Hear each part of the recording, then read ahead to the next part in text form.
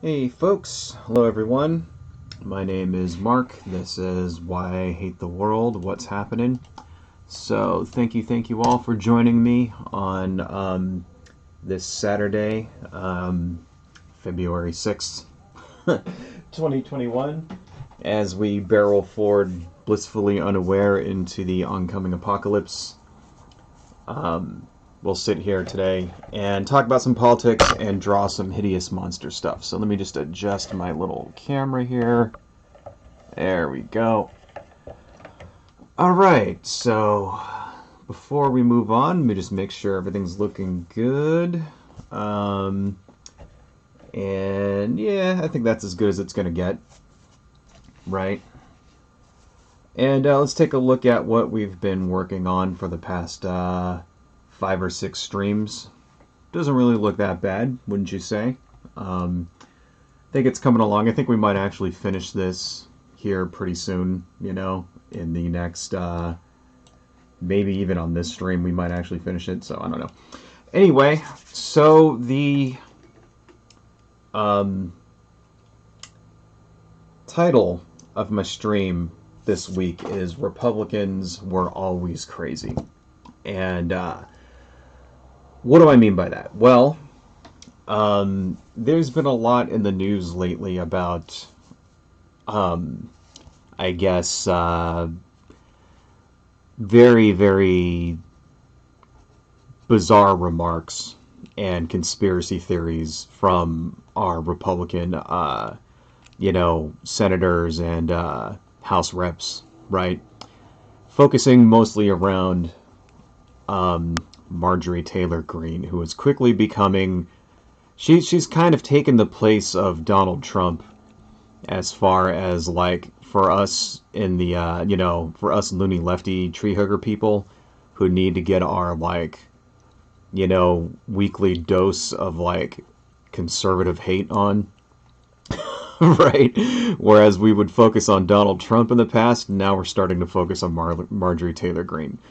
And with good reason, because, she is pretty vile, and she believes in some pretty vile things, the least of which, I mean, things that we talked about in the past, right? The Jewish space lasers thing was a big thing that, I talked about this in the past, myself in our last stream.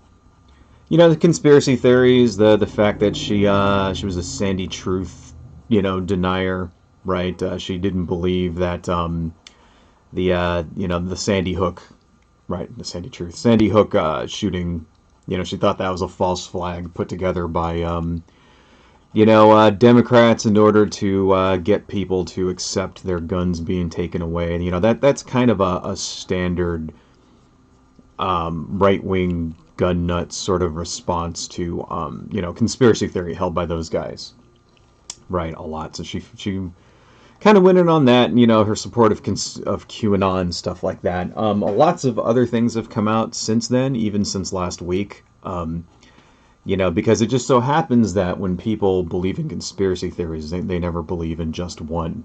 They always believe in multiple conspiracy theories, because it's not just it's like a mindset, bordering on a religion. That's what conspiracy theories are, right?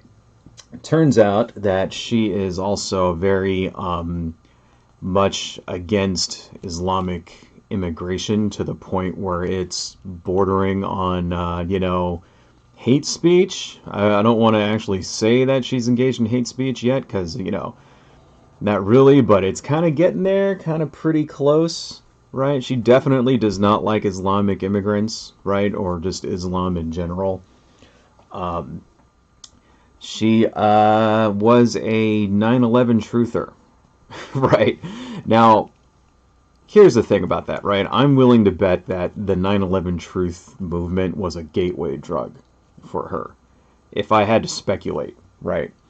If I had to speculate about how she got into the conspiracy theories in the first place, I would say, because how old is she? She's in her 40s, something like that, right? So that means that she was probably, in her earlier mid-20s when 9/11 happened. So she's roughly, I mean, shit, she's probably the same age as me. I'm willing to bet that when that happened, when 9/11 happened, that was kind of what got her into all of this shit in the first place. Right. Because a lot of people kind of fell for the 9/11 thing. Because that's just what happens when you have a major event like that. I mean, even, and I'll even admit it myself, for a little while myself, I kind of thought there was something kind of crazy about 9/11. I mean, I've said often in the past that I myself was really into conspiracy theories right around that time, you know.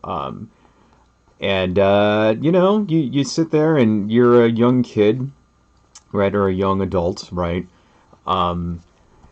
You don't know things about engineering and you know, that kind of stuff. You don't understand that jet fuel very, very well can melt steel beams, right?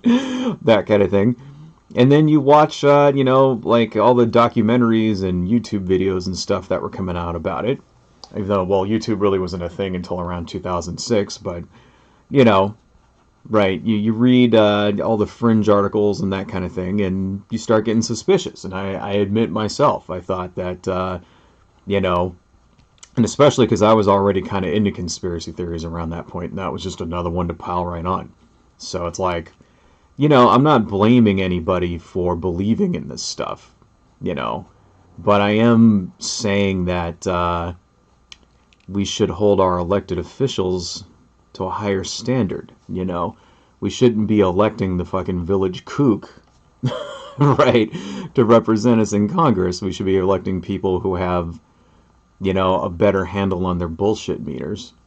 And I'm the first person to admit this, you know. I mean, at the time, I shouldn't have, you know, when I was like deep into conspiracy theories, I was unfit to serve in Congress as well. So, anyway, but that doesn't, you know, that's not the only thing that she believes. So, yeah, she's a 9/11 truther. She seems to be a birther also. What else? She denies that, for example, about 9/11, saying that she's made statements just asking questions whether or not there was the attack on the Pentagon was the result of an airplane, right? That's an old conspiracy theory there, you know, that, okay, even if planes did hit the World Trade Center, the one that hit the Pentagon was actually something else. And, you know, because there's security camera footage of that actual attack, and you don't actually see an airplane. It happens so fast. You know, the reason why you don't see it is because the plane is traveling at, like, you know, fucking 500 miles an hour or some shit like that. And the security camera didn't have a high enough frame rate in order to capture it. So it's like you just see this vague streak that hits the, you know, hits the building. And plus, it's not even full on in the frame either. You only see it from like way over here in the corner, right? And that's why it's like everybody, you know, there was this huge speculation in conspiracy theory circles about the Pentagon attack, is that it was actually a missile. That was the whole idea. It was a missile, and that it hit a certain office that was investigating the theft of $1 trillion from, like, you know, military budgets, shit like this, blah, blah, blah. There's always this sort of secondary, like, motive when you dive into deep into conspiracy theories. It's like, well, why did it hit that office on the Pentagon? Because that was, you know, investigating black budget spending from the Pentagon or whatever. Which there's no actual proof of that, if that was true or not either. That's another thing. It's all speculation. You know, like, if you actually try to research that, you know, was this office involved in that, you'll never find anything because it's most likely just made up. Right? And that's kind of how you should approach these things. You know, when I say most likely made up, you should approach it as in, is there any proof? No, then it's probably fake. You know, when it comes to conspiracy theories, you should really assume that it's made up if there's no actual proof of anything, right?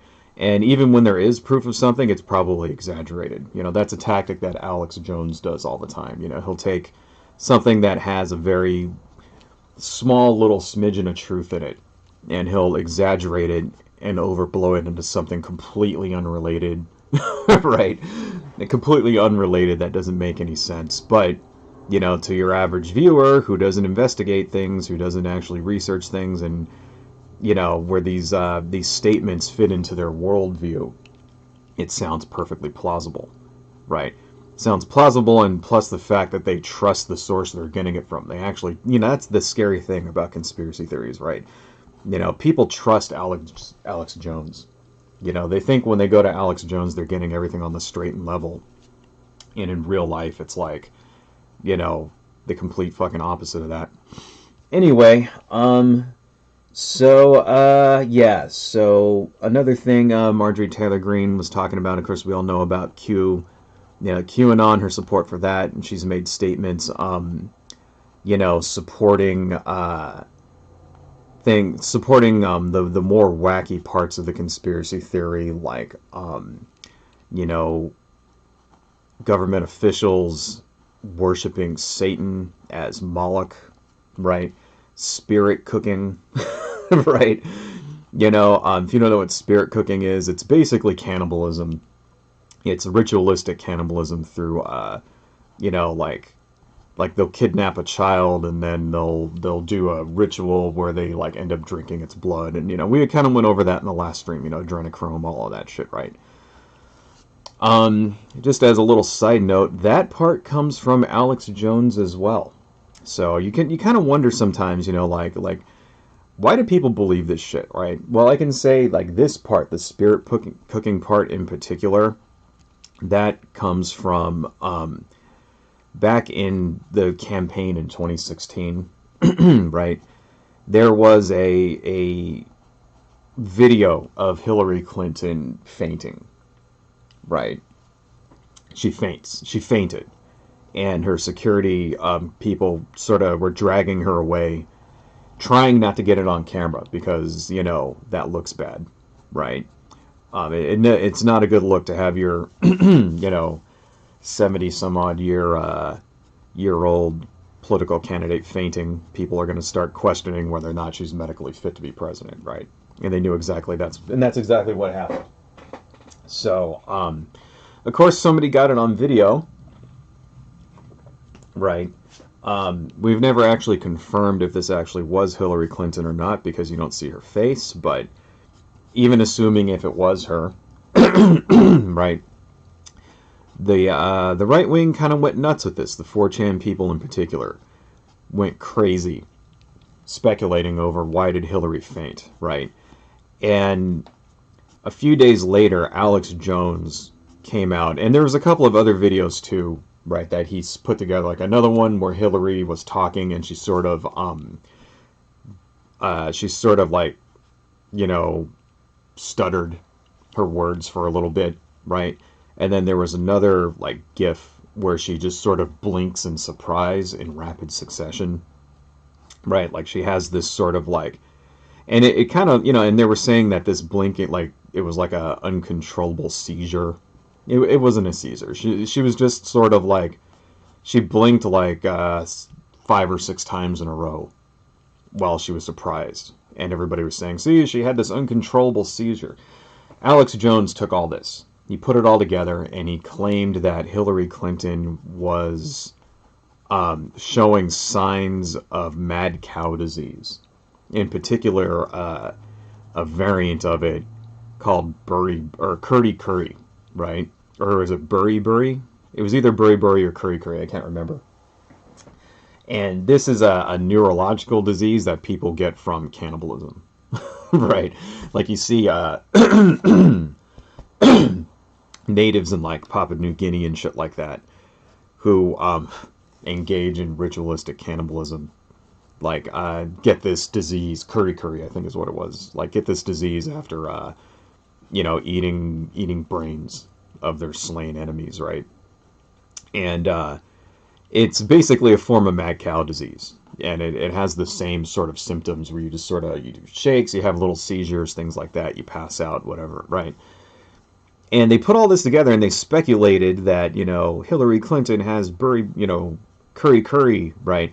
And they go, well, how did she get it? Well, right around that time also, there was a story about human trafficking out of Haiti, right? About children being basically sold as sex slaves out of Haiti, right?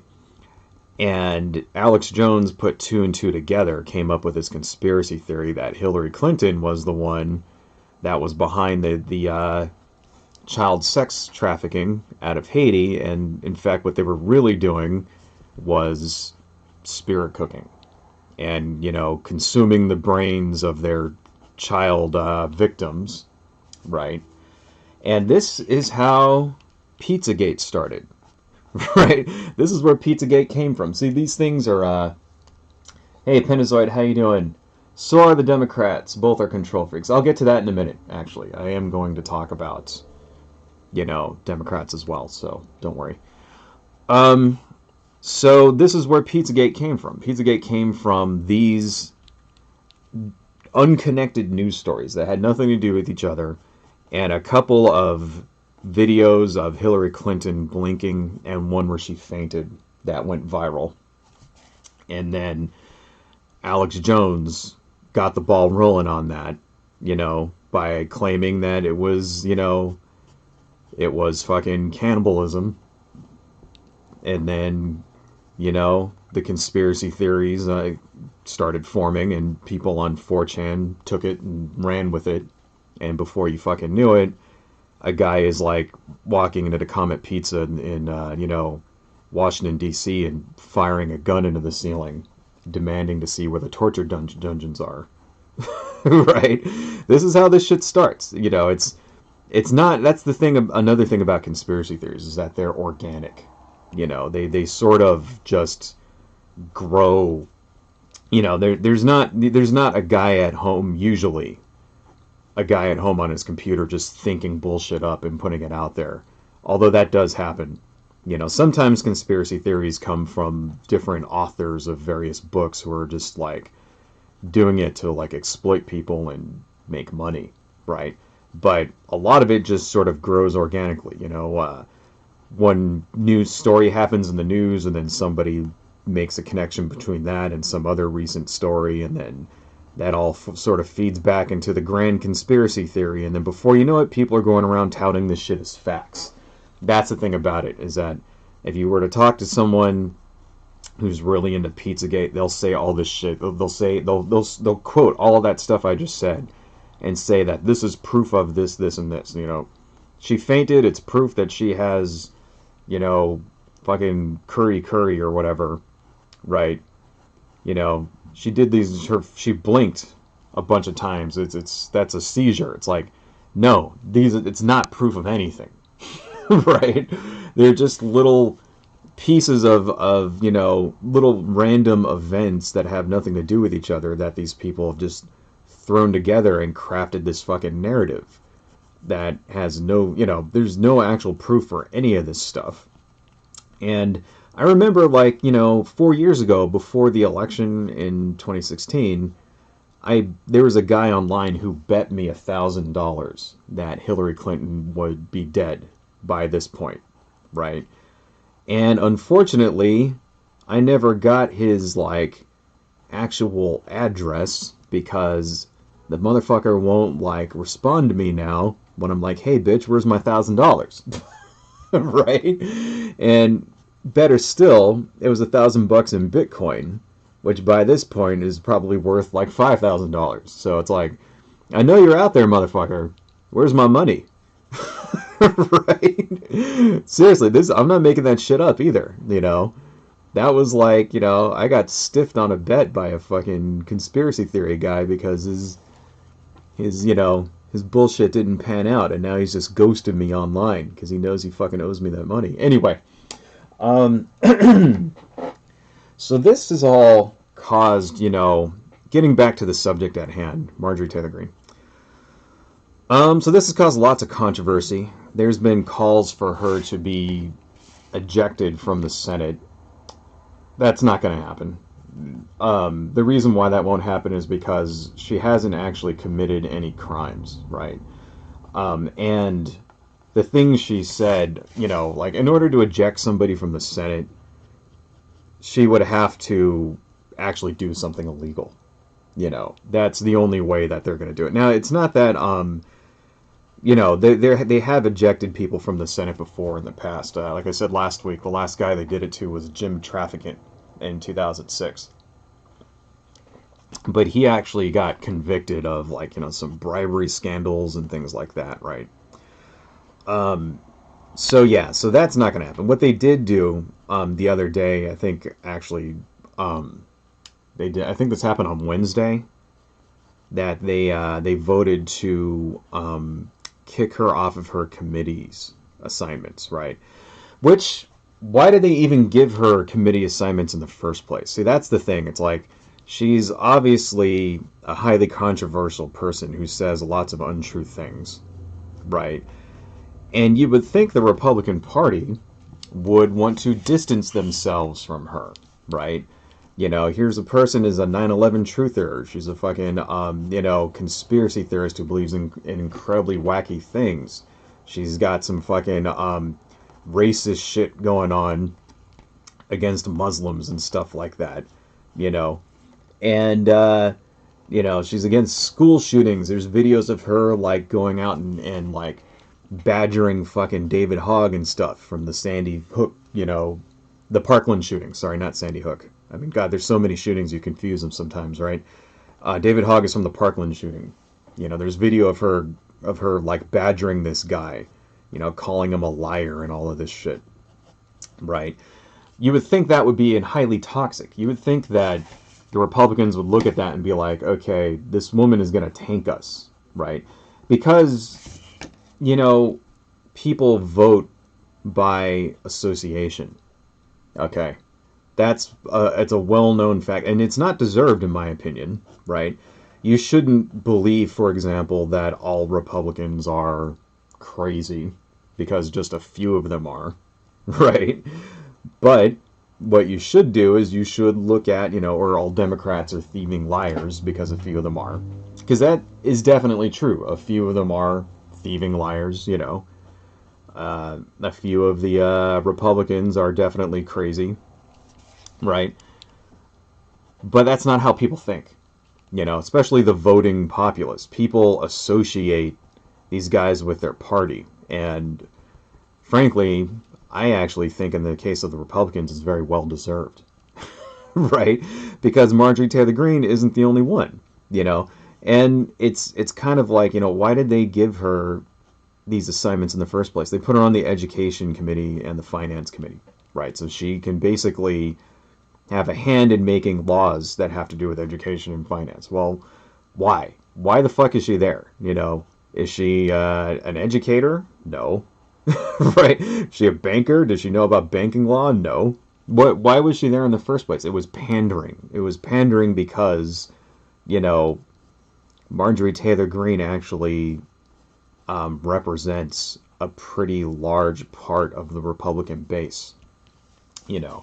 It's not just Trump's base. See, that's the thing. We've fallen kind of into this trap over the last 4 years into assuming that the crazy wing of the Republican Party are exclusively Donald Trump people. That's not true. Okay? They were always there. The crazy people are always there, and the Republicans have always catered to the fringe elements in their party. Because those guys go out there and they vote. That's the thing about, racists and bigots and white supremacists and all of those guys, right? They're very highly politically active, and Donald Trump is not the first person to cater to these people. He's the first person to, I would say, call them his base, right? And we actually owe a debt of gratitude to Donald Trump to kind of throwing some light onto these people, because in the past, Republicans would just always deny that this fringe group had any influence over their party, when in real life they always have, in the past, in, prior administrations, prior elections, right? They would always have dog whistles to these groups, right? To the white supremacists, to bigots, right? To anti-Islamic racism, people who are like highly racist against African Americans, things like that, anti-black racism, right? Anti-Latino racism, especially when it comes to immigration, stuff like that. They would always throw little, you know, they would always throw out little dog whistles to these people all the time. But they would do it in such a way that they could deny that, oh, I'm not really racist. I never actually said this or that, right? And to be honest, most of their policies would never really get enacted. Nobody was dumb enough, for example, prior to Donald Trump to actually try to build a fucking border wall. The thing is, like for just taking the border wall as an example, the border wall has been a thing for a long time. Donald Trump didn't come up with the idea of building a southern border wall, right? That was there for a while. Louie Ghomert from 2006 made comments about how we should build a border wall with like electrified barbed wire on top. It's basically been that's been a talking point of the fringe right for like, at least a decade. I mean, why do you think these people liked Donald Trump so much? Because he took their ideas and tried to make them reality. None of the Republicans before Donald Trump even entertained the idea of a border wall because they understood that it was bullshit. Right? They understood it was bullshit and it had no fucking chance of actually doing anything, and it'd be a huge waste of money, and if they were to actually do this, they'd catch hell, and 4 years later would probably lose the election. And that's exactly what happened to fucking Donald Trump. Donald Trump did it because he's a moron, right? He's a moron and he doesn't understand how the game was played, because it's a game. It's a game, like this very subtle sort of, and they do this to us on the left as well. I'm not saying that the Democrats are like,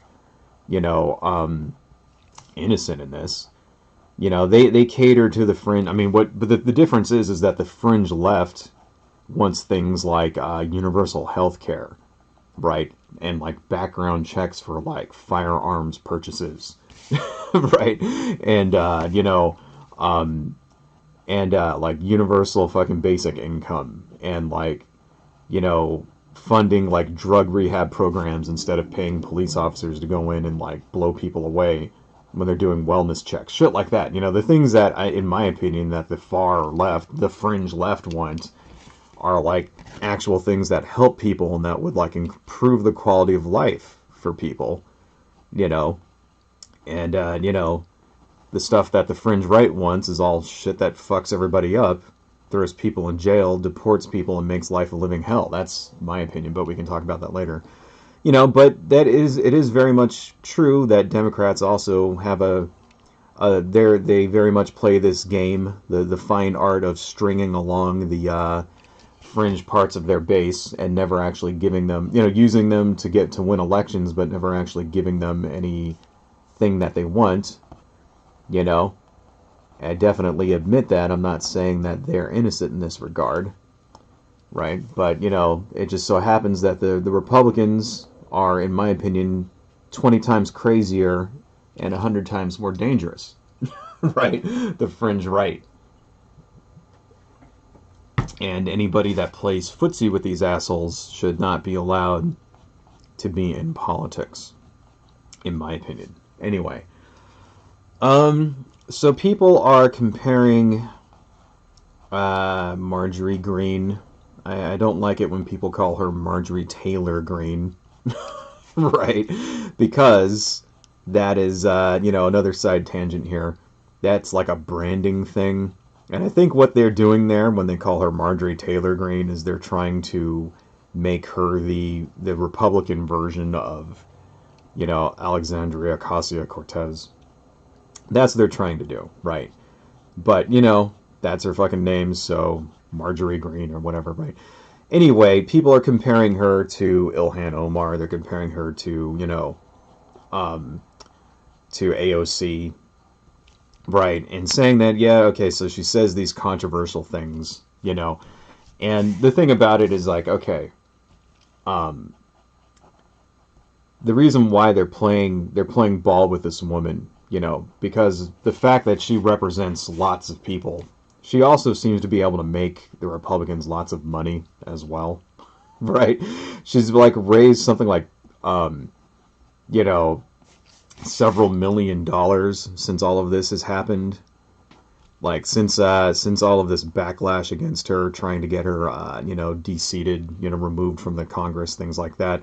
She's gone out and just gone fundraising and raised a shitload of money, right, for the Republicans, and that's why. So it's like she represents the crazies, and she's a way that they see her as a way of retaining Trump's base, right? Now that Donald Trump's gone, and if they could move his base over to her, that's the plan. If I had to, if I had to speculate here, this is my speculation, but I speculate that is the plan. So that is why, they even put her on these committees in the first place, right? Apparently, let's see. So that's why Kevin McCarthy, he wouldn't censure her, right? And he didn't want to remove her from her committee assignments, right? Thankfully for us, the Democrats held a vote and removed her from the assignments anyway, right? Apparently she had a closed-door meeting where she has turned on all of these conspiracy theories, claiming she doesn't believe in them anymore, right? Which is kind of bullshit, because we have, it's not like this is all just rumors and shit that she believed these things. We have her on video talking about this stuff, right? Now she's claiming she doesn't believe in QAnon anymore. Now she's claiming that, oh yeah, Sandy Hook and Parkland, those shootings were definitely real, and 9/11 definitely happened, and all of these other things, right? She's turning her back on these conspiracy theories, which means she's a liar, right? Either way you look at it, she either lied in the beginning, like she's either lying to us now, saying that she doesn't believe them anymore, and she still does, or she lied in the beginning when she made all those videos and public statements and all of these things in the first place. So which one is it?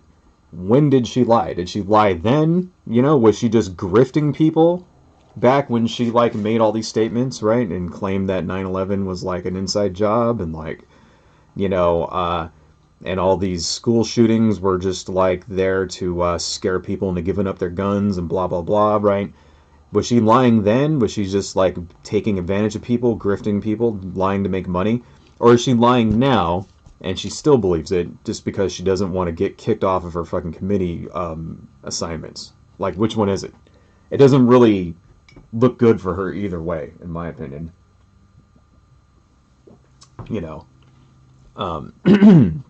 Actually, there is some video here. I'm not going to actually play this, but here is her complete floor comments. Right, let me just copy this. And I'll just put it in the chat here for anybody who wants to actually see what she has to say. Right?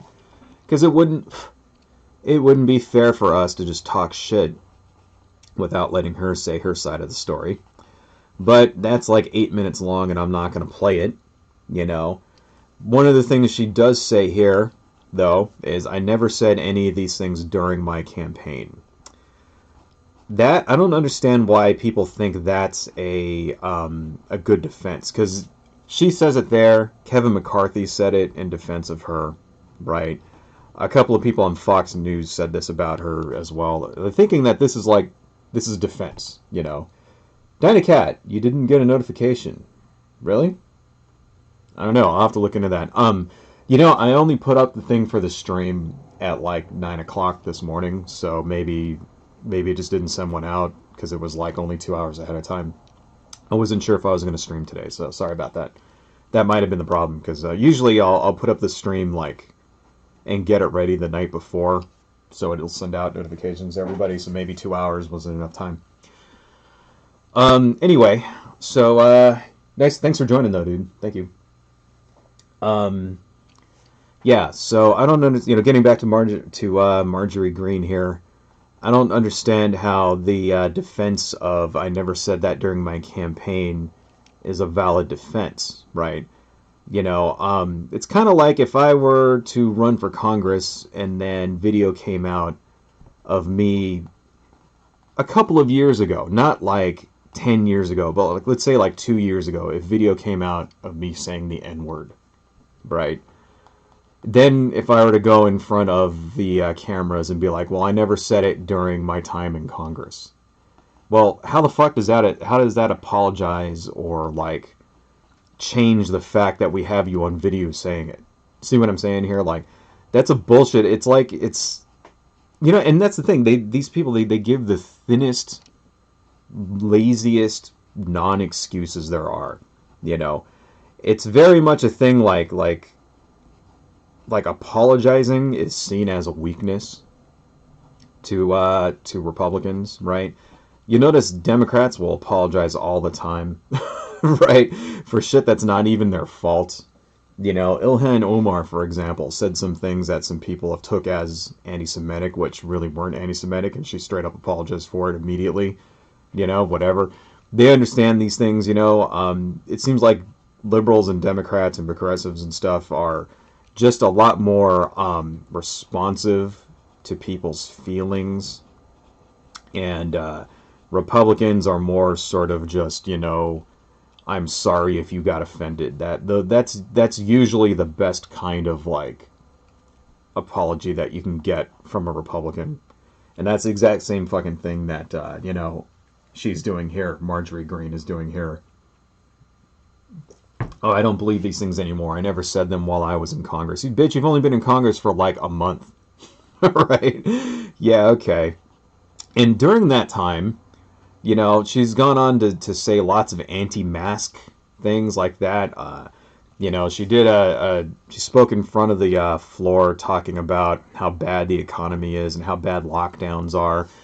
And, businesses are going out of business, all this stuff, which is all true. It's all true.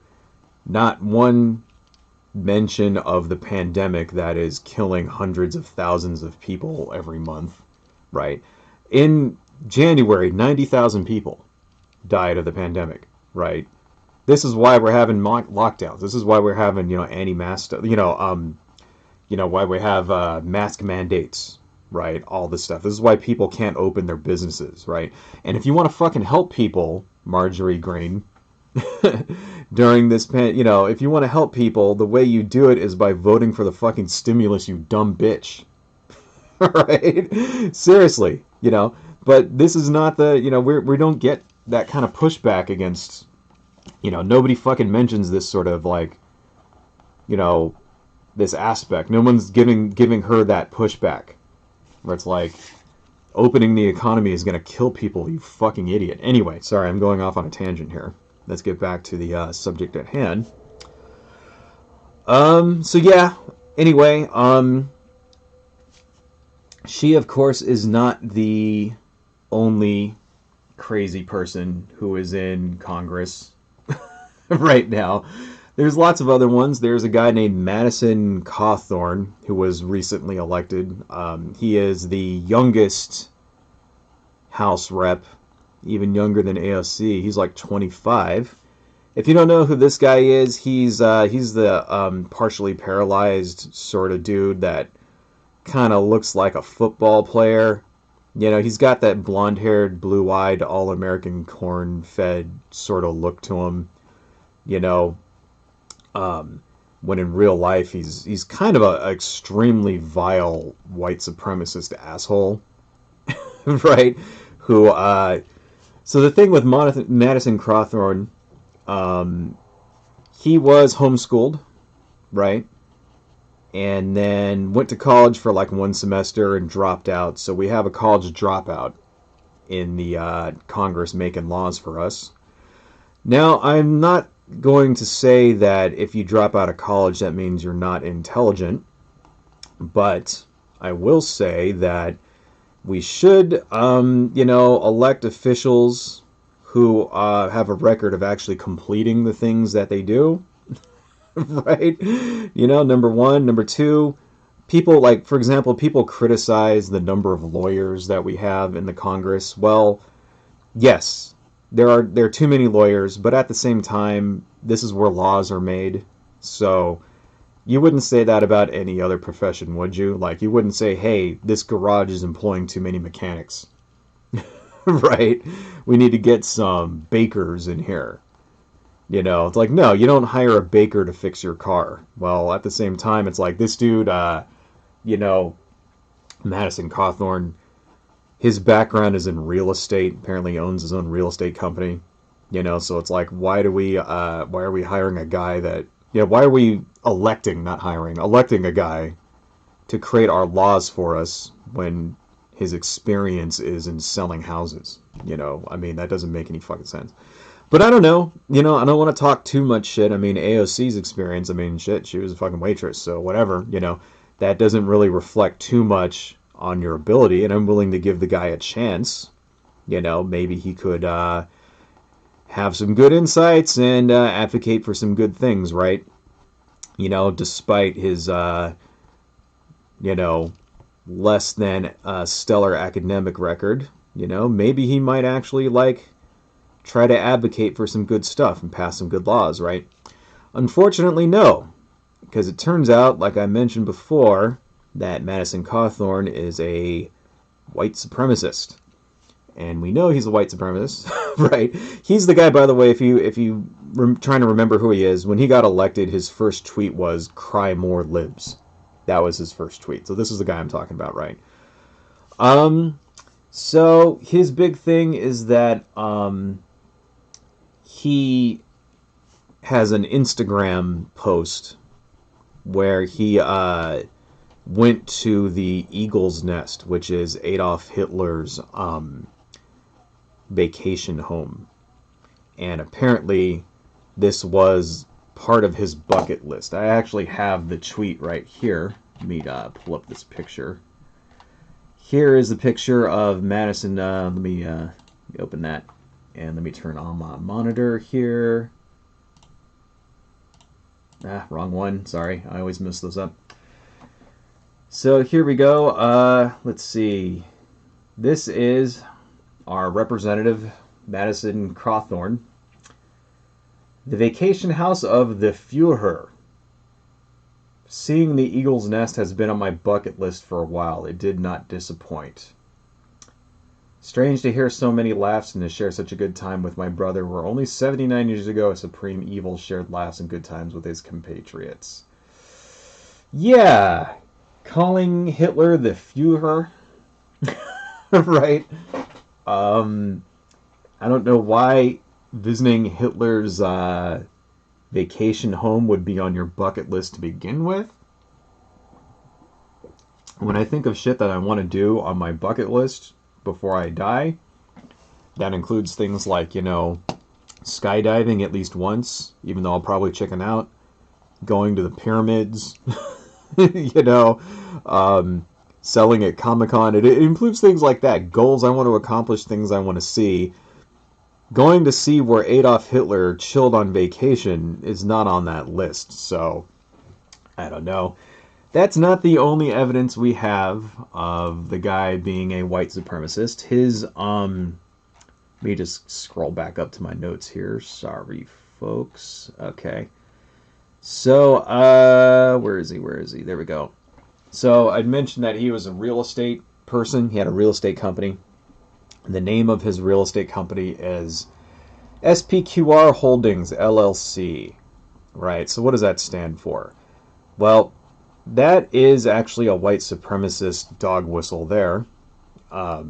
Stands for Senatus Populesque Romanus, and it's a Latin term, which means the Senate and the Roman people, right? Which has been linked to white nationalist groups. In fact, here's an entire page. Let me copy this link address here and put this in the chat also.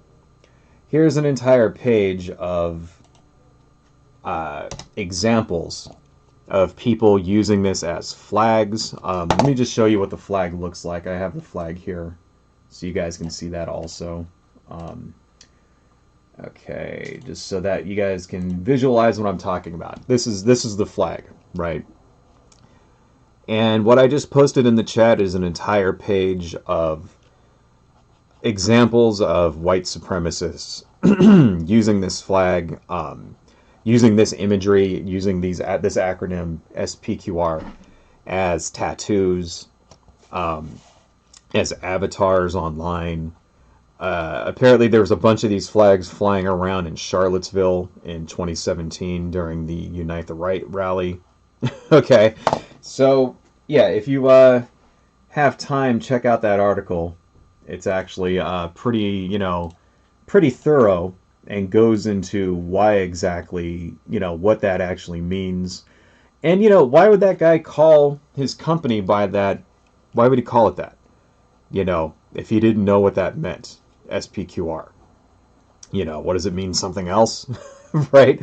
No, it's not a coincidence. Okay. What that is, it's a dog whistle. It's a more obscure symbol. Because it doesn't look good if he were to just start waving around a Nazi flag or some shit like that, or a swastika or something, right? So this is, and this is a tactic of the alt-right, where they find these obscure symbols like this, right? And they hide behind those because the general public has no idea what that is. I had no clue what the fuck that was until I researched it, until I found out what it was, right? And if you were to see that flag, it's got an eagle on it. It looks vaguely patriotic, kind of, sort of, eagles in the United States and shit like that, right? It's a state bird, or the national bird or whatever. And if you were to see that, you might think it's some kind of, political, club or something, right? If you didn't know the meaning of it, you probably wouldn't think twice. And that's the whole point of dog whistles. The same thing, where you see people doing the OK sign, stuff like that, that's also a dog whistle. They're, that's why they call them dog whistles, because normal people don't understand them, like a dog whistle. You can't hear a dog whistle. Only the dogs hear the dog whistle, right? They're little symbols being thrown out there. So now that all the skinheads and the white supremacist assholes and identitarians and all those other fuckwits, when they see this guy and they know how to read the coded language, they're like, oh, this dude is on our side. Lo and behold, that's a growing fucking part of the Republican base. Right? This is what we need to fight against, This guy's a fucking rising star. This dude, fucking Madison Crawthron, right? Here's another good article. Let me copy this, and I'll just put this in the chat too, so you guys can check it out. Let's see. Another good, where basically it's talking about him playing footsie with the far right fringe. This guy just got elected in this last election, the election where Georgia went blue for the first time in a generation, right? Where 9 million more people voted for or was it 7? Sorry, 7 million more people voted for the Democrat than the Republican in this last election, right? The country's not as progressive as everybody thinks. This happens every time. Every time the Republicans lose a presidential election, you see all these articles and stuff that come out about how they're done for. You always hear about this shit. It's like, oh, they're gone. They're done. They'll never win another election. Demographic shifts mean that Republicans will never win another election, blah, blah, blah. It's bullshit. That's not true at all. They most definitely will win more elections in the future. Right. And they will never cease being a threat as long as they cater to people like, as long as somebody like Madison Cawthorn can run for, as a Republican and win, because he caters to this far right fringe of, increasingly active, politically active, crazy people. As long as people like him or Marjorie Taylor Greene are out there, they're going to be a threat, and we should fight against them. They said the same thing after Obama won. Back in 2008, they said the Republican Party's done for. I remember reading articles about this on fucking Forbes, right? And Huffington Post, shit like that, saying, yeah, they're Republicans are just going to be a regional party. You'll only see them in the South, and everywhere else it's basically going to be Democrats or independents, and they'll never win another election, right? And 8 years later, not only does Trump win the election, right, in 2016, but now the Republicans have the majority of governorships. They have the majority of state houses around the country, right? They have the courts, have been thoroughly stacked in their favor, right? And people like the way that people like Marjorie Taylor Greene get elected in the first place is, they have these safe districts due to gerrymandering. She didn't even have an opponent. No one, she ran unopposed. That's how she fucking won. Right? So it's like, so no, don't tell me that they're gone, they're finished. They're not finished. Okay, it's a temporary setback. They'll be back, and most likely, if shit doesn't get good for the country, most likely Joe Biden's going to lose if he chooses to run again. I don't know. The rumor is that Joe Biden might not run again for a second term, right? But if he does, he's going to have an uphill battle because 4 years is not a lot of time in order to fix a lot of the problems that are wrong with this country. And, somebody like fucking the next Republican president might actually be somebody like, Madison Crawthron, Marjorie Taylor Greene, Louie Ghomert. That's another one. You know who Louie Ghomert is? Right? He's kind of like what the crazy was before this latest round of crazy showed up, right? I got some notes on Louie Ghomert here. At least I thought I did. Where the hell are my notes? What the fuck? No, that's Steve King. Anyway, Louie Ghomert is, another far-right insane person. But he's someone that's been in Congress for like a decade, right? And, but he did it the old-fashioned way, just dog whistles. He never just straight out says the crazy things. He doesn't say the crazy part out loud, But he's kind of an expert when it comes to the dog whistle stuff. He was a big-time Obama birther. He's compared bestiality to homosexuality, right?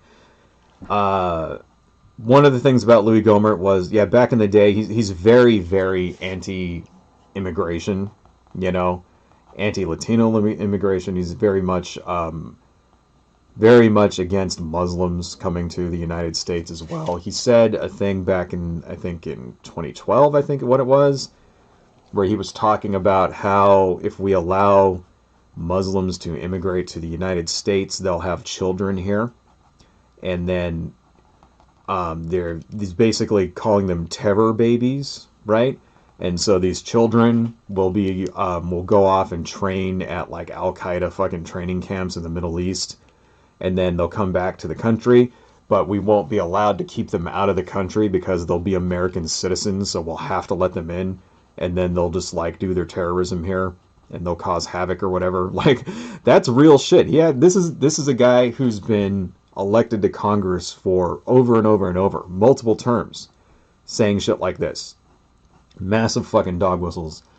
He was one of the guys that he blamed the Batman shooting. If you remember, in 2012, there was the Aurora, Colorado shooting, and when the fucking Dark Knight Rises was playing. Crazy guy went in with dyed hair, pretending to be the Joker, shot up a bunch of people.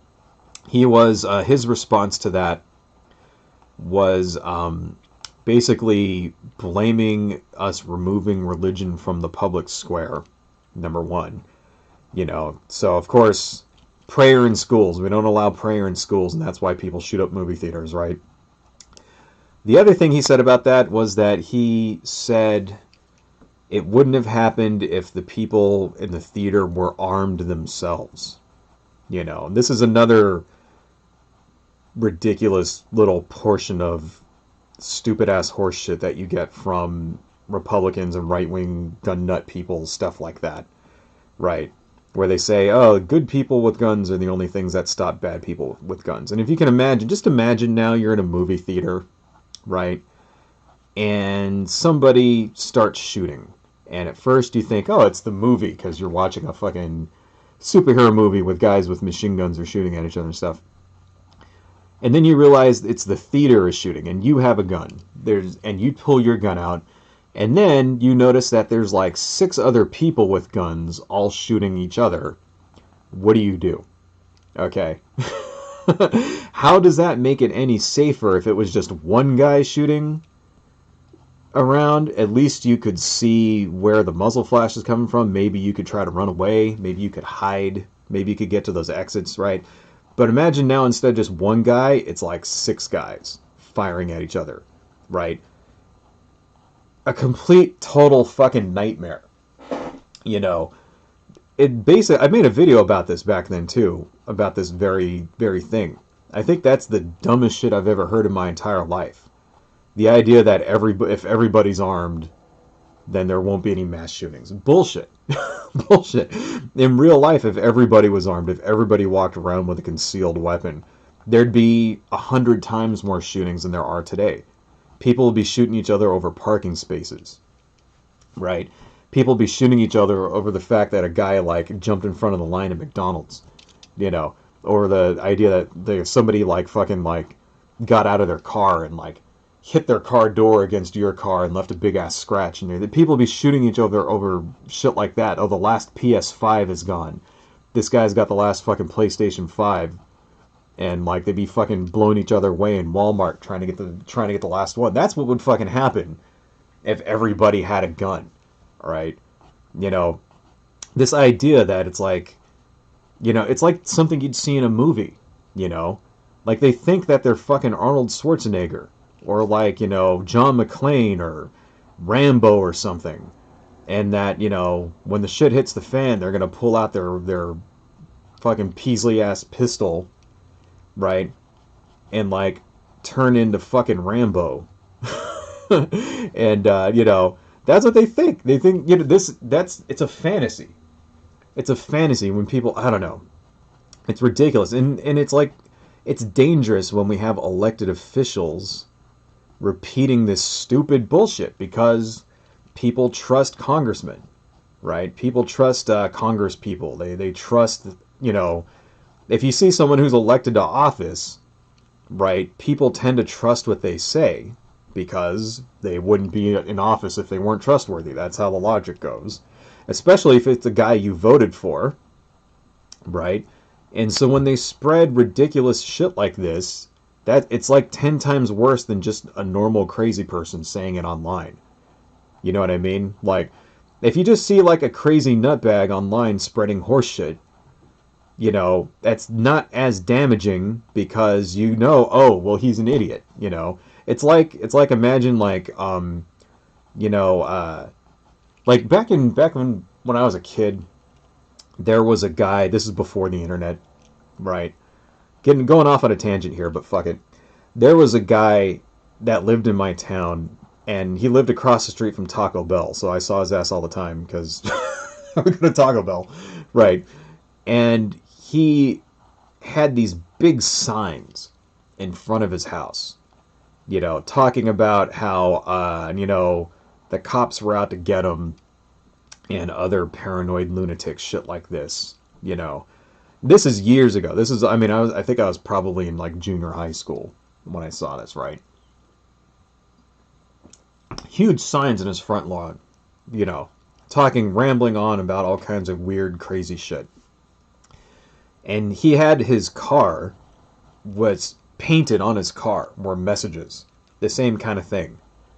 And apparently this dude would always get pulled over and like harassed because you're not allowed to do that.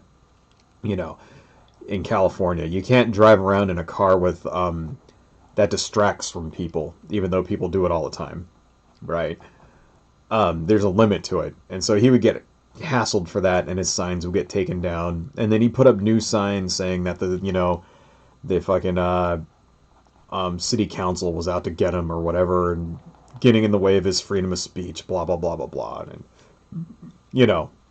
And you're not allowed to do that. You can't put up a huge ass sign on your front yard, which distracts people, causes people to get in fucking car accidents. Right? So, and you know, the thing is, the internet has given guys like that a platform where they can reach millions and millions of people, and like-minded people can also, you know, get together and reinforce their idiocy, right? But for the most part, it's still pretty easy to identify crazy people like that, even online, you know. The thing is, when that crazy person is a fucking congressman, right, then that makes it 20 times worse because people trust congressmen. It's like if the mayor were to show up and say some shit about your house. You know, like, if the mayor were to tell you, hey, there's an emergency, you know, you need to evacuate. You would probably do what the mayor says, right? Like, what's the emergency? I don't know, there's a fire or something, flood, whatever. You know, evacuate. You would probably evacuate, wouldn't you?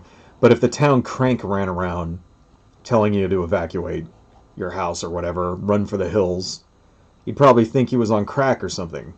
And you just, you know, would ignore him. And that's the problem. It's like it authenticates these fringe ideas. You know, they get you know, platform, like when an elected official expresses these fringe ideas like this, it like, you know, it authenticates it for people, right?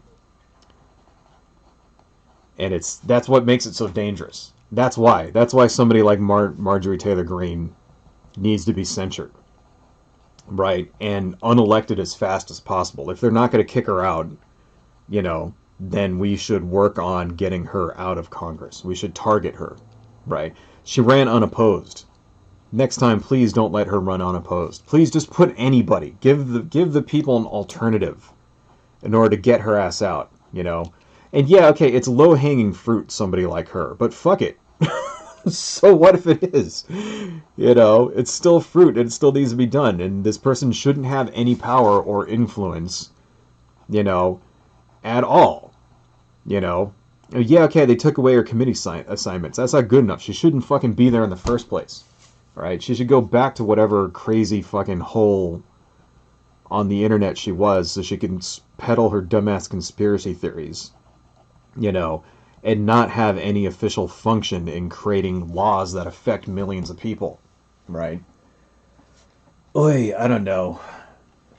One more crazy, you know, insane right-winger I want to talk about, Steve King, right? And this is an example of why we need to fight against people like this. Okay, Steve King is often being compared to Marjorie Taylor Greene because he was also stripped of his committee assignments back in the day for saying racist stuff, right? Like Louie Ghomert, he is the master of the racist dog whistle. He really doesn't like immigration, Steve King. Okay. And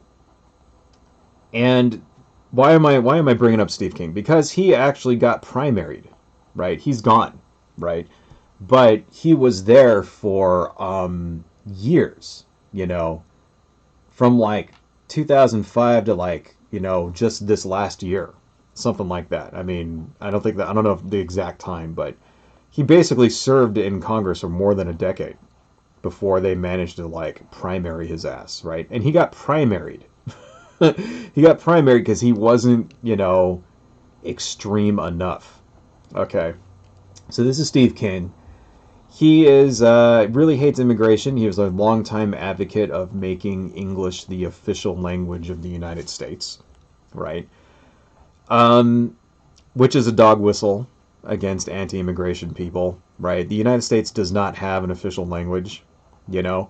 For a long, long time, it's been a thing on the right to make English the official language of the United States. What would that mean? That would mean that they would justify not printing any government materials in other languages, right? Well, that has, first off, the practical effect of making it very difficult for non-English speakers to take advantage of government programs, right? Which is their intention in the first place. It also would have another effect of tamping down on voting from non-English speakers, which is also very much desired from the right wing. In fact, Steve King himself, in 2005, he sued the Secretary of State in Iowa for posting voting information in other languages that are not English. Spanish, Bosnian, Vietnamese, and Laotian. Those were named in a lawsuit.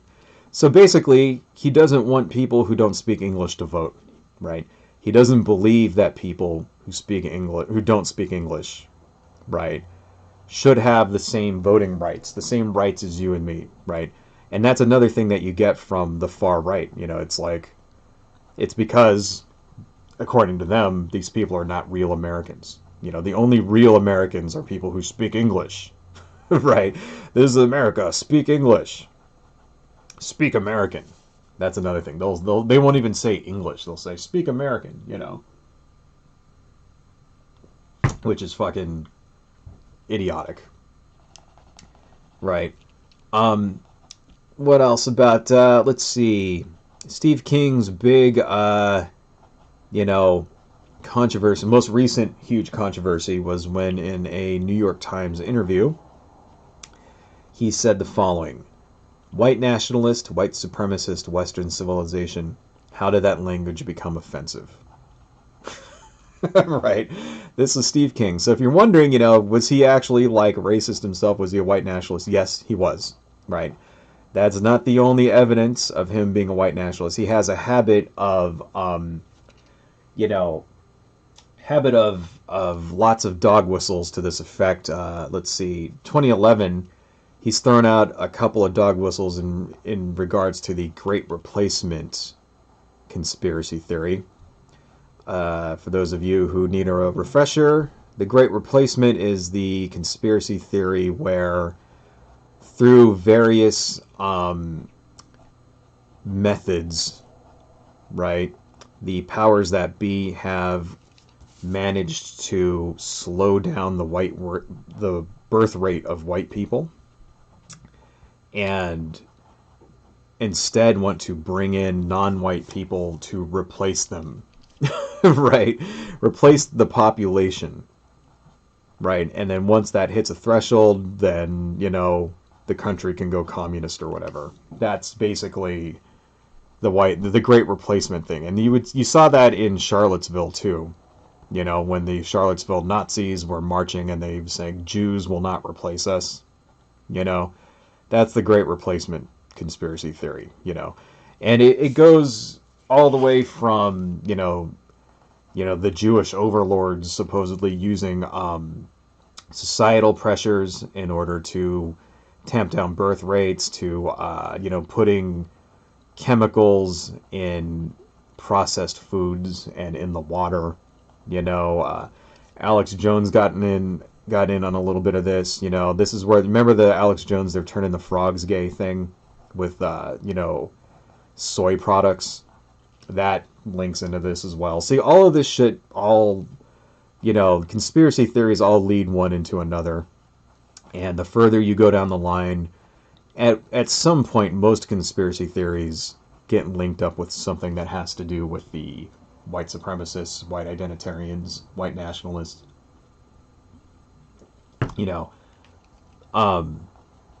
So anyway, Steve King has made a couple of shout outs to those guys. Here's another quote from him, talking about abortion. Right, because that's another thing, the white supremacists often don't like abortion because they don't want white babies to be aborted, So here's the thing that he said in 2011 when he was opposing the Affordable Care Act, right? Because the Affordable Care Act will cover contraception. Okay, this is what he said about that. Preventing babies being born is not medicine. That's not constructive to our culture and to our civilization. If we let our birth rate get down below the replacement rate, we're a dying civilization. All right.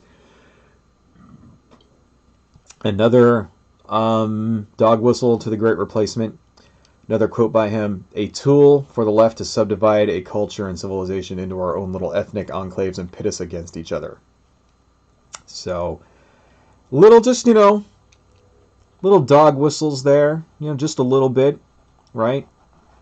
Um, Another thing that he would do, Steve King, is that he would hang out with European neo-Nazis. So, for example, there was a guy named Geert Wilders who was a far-right politician in, a Dutch far-right politician who was especially like against, you know, Muslim integration there. And Steve King seemed to hang out with this guy a lot. Um, During a tweet, when there was in a meeting with him and a couple of other guys, him and another guy named Farouk Petri, who was the leader of Germany's far-right Alternative for Germany party. During a meeting there, he put out a tweet saying, "Cultural suicide by demographic transformation must end." That's another great replacement dog whistle. Uh, Talking about Geert Wilders. Wilders understands that culture and demographics are our destiny. We can't restore our civilization with somebody else's babies.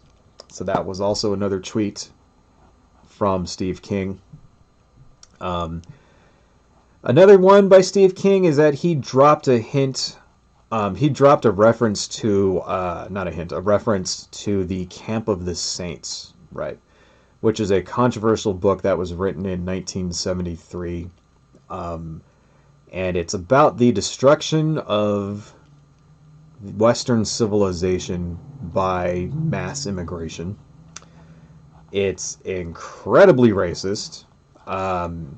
If you ever get a chance to check it out, I actually have not read it myself, but reading the synopsises of it, it looks pretty fucking bad. Right? And this book, Camp of the Saints, like it talks about how hordes of immigrants from India show up to France and run around raping and murdering everybody, and how the French heroes who want racial purity but don't straight out say it have to kill them all. That's basically what this book's about, right? The immigrants are seen as less than human, criminals, thugs, lots of sexual immorality, entire passages talking about how they engage in orgies and semen flying around, shit like that, right? And this book was also a favorite of Stephen Miller. If you remember who Stephen Miller is, he is the Trump advisor who we have to thank for the child separation policy. That was Stephen Miller's brainchild. So the reason why thousands of kids were separated from their parents and 548 of them, as of now, have still not been reunited several years later. And we don't even know where some of their parents are now. That's because of Stephen Miller. Right. So, funny how all of this shit kind of links together, doesn't it? So yeah, this is, why am I bringing all these people up? Why am I mentioning Stephen Miller and fucking Steve King and Madison Crawthron and all that? Todd Aiken. Why am I mentioning all these people? It's because, Marjorie Taylor Greene is not the only crazy one in the Senate, right? She's not the only crazy one in government, okay? And it's kind of like, we've seen sort of a little bit of a backlash against the far right in this country. And I think what it was the Capital City riot was a step too far. My hand kind of hurts. I got to take a break here for a second. The Capital City riot was a step too far for people, And up until that point, it's kind of like we've just been letting these people get away with saying and doing incredibly vile things, I mean, for years, right, up until the Trump administration, they kind of got away with it. It would just be these little dog whistles, like I was talking about, little dog whistles out here, Steve King or, Louie Ghomert or, whoever, Michelle Bachmann was another one, right? The crazy people, they knew the limit where they could push it to, right? It's a fine art form, Another example of this is the Southern strategy, where they basically redressed all of the racist stuff in language like states' rights, that kind of thing, in order to capitalize on the racist fringe in in the Republican base, right? That's another example. You know, it was all there. It was an art form of hiding it, right? And until the Trump people showed up, it's like now it all kind of came out into the open. For 4 years, we and it kind of started. It didn't really start with Trump. It kind of started, I think, in earnest with the Tea Party. You know, I think that's when right wing politics in this country really kind of just started going off the fringe when the Tea Party showed up. You know, and even then, when the Tea Party came, we sort of all understood these people are nuts. You know, that was kind of these people are insane, right? And you would see that in the media, and even places like Fox News at first didn't fully endorse the Tea Party. But then they did. They did when they really started to endorse it after the 2010 midterms, right? If you remember, the Tea Party sweeps in, basically fucking wins everything in 2010, right? And then for the next 6 years just makes Barack Obama's life a living hell, obstructing everything, right? That's when the mainstream right wing people got on board. That's when we started seeing like you know this sort of the beginning of the Trump era. I would put it all the way back there, and that's around 2014, between 2011 to 2014. That's when Donald Trump starts kind of showing up. He starts tweeting all the time, starts putting himself out there as a possible future presidential run, right? And he saw this sort of right-wing backlash to our first African-American president, and he took advantage of that. I really think that was still a big reason why Trump got elected. I really believe is as a revolt against having a black person as a president. You know what I mean? It's like, because Obama, for better or worse, really wasn't that bad of a president.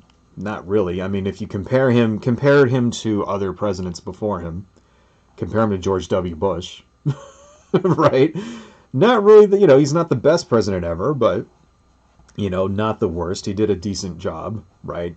Things weren't looking that bad. I mean, he'd managed to take a country that was in the middle of a economic spiral, due to the fucking housing market crashing, 2 wars at the same time, and all this other bullshit. And by 2016, things were not the best. It was still pretty bad out there.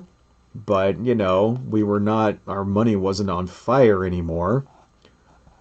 And I really think that kind of drove the right wing in this country over the edge. And now, where everybody would dog whistle their racism before, now they just straight out say it. And that accumulated in the Capital City riot. It's funny, history kind of, you don't realize that you're in the middle of it when it's being made, right? And I really think people are going to, in the future, people are going to look back on this era the same way that, when I was a kid, we looked back on the 1960s, which, at that point really wasn't that far away, And the way they would teach the 60s when I was in high school, for example, was this great time of change. And they would talk about, Martin Luther King Jr., Dr. Martin Luther King Jr., excuse me. And they would talk about the peace movement, and they would talk about, stuff like that. And they would talk about all the assassinations, right? That kind of thing. And it was this huge time of change and, blah, blah, blah, blah, blah. And I really think that we're going to, in the future, historians are going to look back at this era, the Obama and post-Obama era, the Trump era, as another one of these times of change, not always for the better, right? And I think we have an opportunity right now that we can turn this shit around, right? Because I think we do. I think the country right now, the capital city riot was kind of a wake-up call to the country. And we've seen a lot of backlash against these people since then. Social media bans for a lot of people. Not just Trump. I mean, fucking, Ron Paul got banned, right? From Twitter. I mean, so it's like going pretty far. A lot of these guys are getting alienated. Things like Parler. Or was it Ron Paul? Wait a minute. Was it Rand Paul or Ron Paul? One of those guys. I can't remember. I don't want to say the wrong thing. No, it was Ron. It was Ron. Wait. No. Ron Paul blocked from assessing Facebook page. Hang on a second. Ron Paul banned. I thought he got banned. Am I wrong about that? I don't want to say. No, I guess Rand Paul is still there. Was it Ron Paul? Oh. No, okay, I was wrong about that. It was Ron Paul who was blocked from Facebook, not Twitter. Sorry, I don't want to say the wrong thing. Anyway. But, just, getting it out there. It's like there's flashback, there's pushback now. You know what I mean? We have the we're setting the agenda. We have the reins, is what I was going to say. The left wing in the country is managed to take back the narrative from the right wing, and we should use it while we have the chance. Get rid of these people. Get rid of people like, and what I mean when I say get rid of people, I mean like get them out of public office is what I'm talking about. I mean, I'm not talking about kill them or any shit like that, But this is our chance now to, remove the far right fringe elements from the government, because these people don't have any business making laws for us, right? And not only, I mean, they're standing in the way of things, and it's not just Republicans too. I mean, there are Democrats that have the same fucking problem, who are standing in the way of good legislation, conservative Democrats who are stopping, stopping the stimulus fucking bill from going through, that kind of thing, right? We should get rid of those assholes too. Lewis the Hedgehog, hey, what's up? Sean Longerman, don't apologize for your comments. I am going to actually read a couple of them in a few minutes here, so don't worry about it. If you have anything you want me to talk about, just leave it as a comment, and I'll read it. I swear to God, I will. Anyway, but there is a few other things. Let's see. I got to Camp of the Saints. But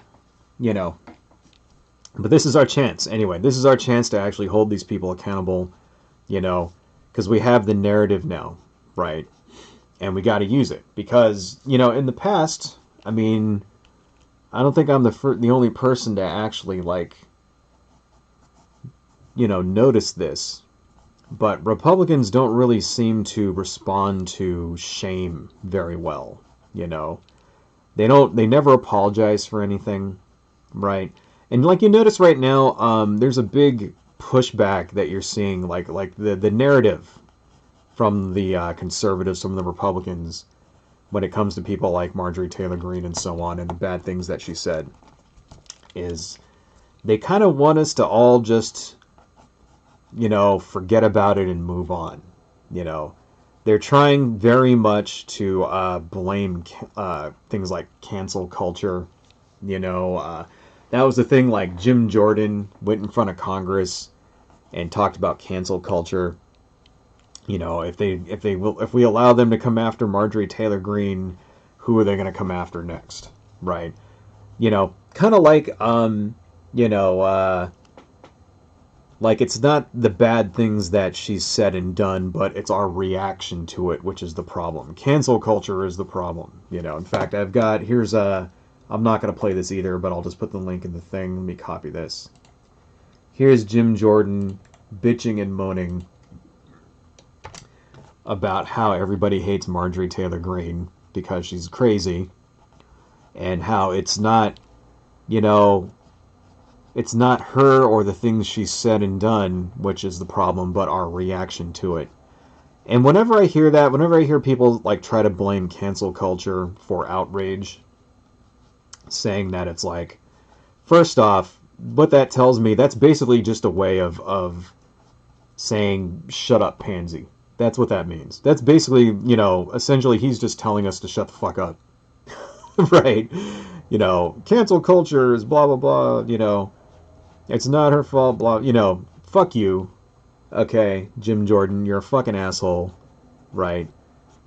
I would have more respect for him if he actually just came out and said that. If he just came out and said, shut the fuck up, what are you going to do about it?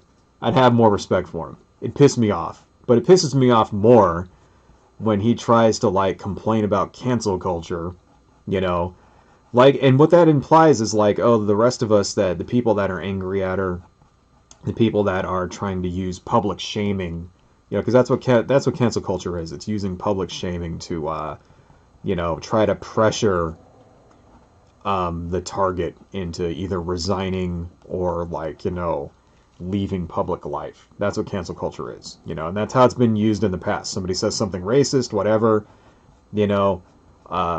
somebody, like, say, for example, an actor in a movie says something stupid, racist, sexist, something like that.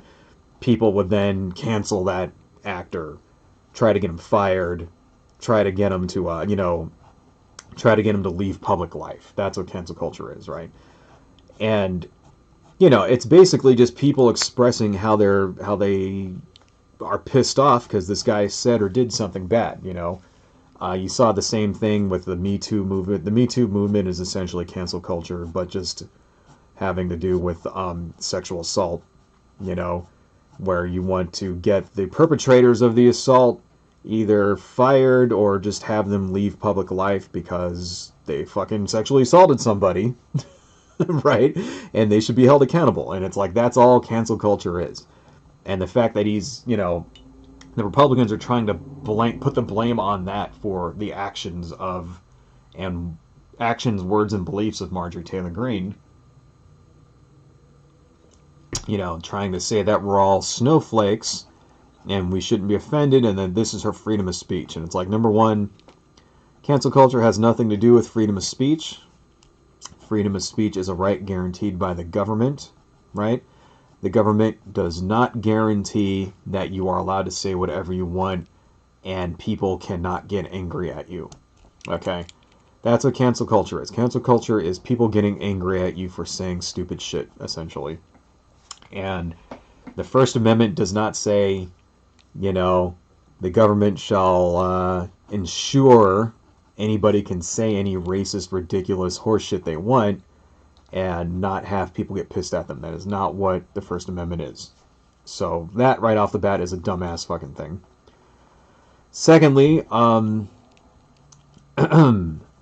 it is, it also implies when you complain about cancel culture, right, it implies that the people who are engaging in it are just brainless, mindless automatons who can't think for themselves and are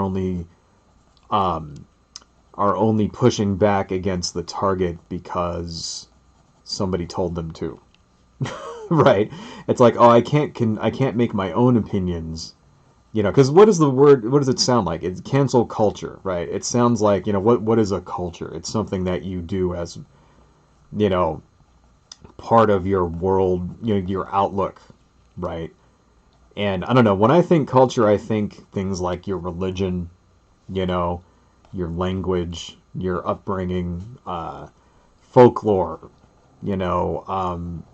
religious practices, ceremonies, things like that. That's what I think of. And these are things that people usually don't put a lot of thought into, but they're proud of. They're proud of these things because they're part of their culture. This is stuff that's part of my identity.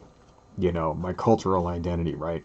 So when you hear the word cancel culture, it implies that people are doing it because they're not actually thinking about what they're doing, and they're just like piling on because somebody told them to, because it's part of their cancel culture, right? Which is bullshit too.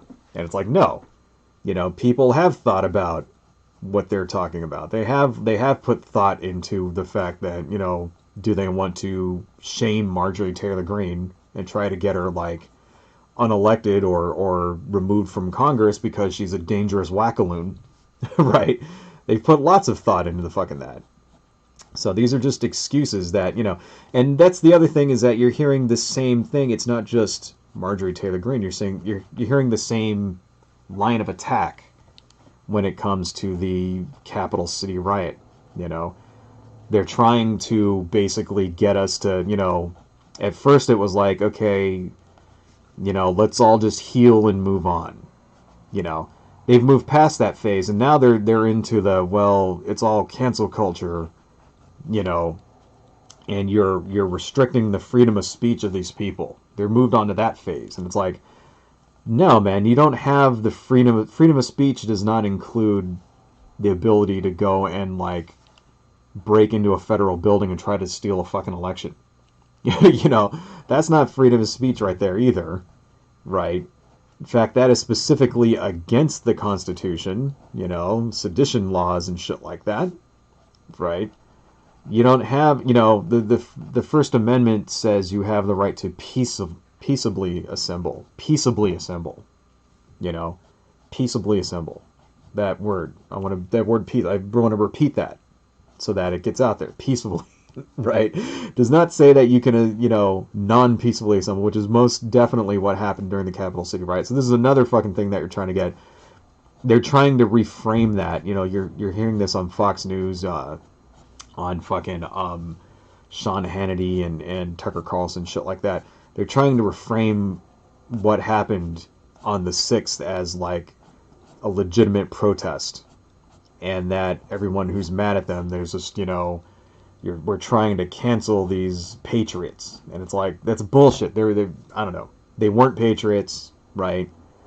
It is the opposite of patriotism to try to overthrow an election by violent means. So, just I guess my point here is just don't fall for it. Be ready and look for the dog whistles when you hear these things. Because cancel culture, it only really works against Democrats.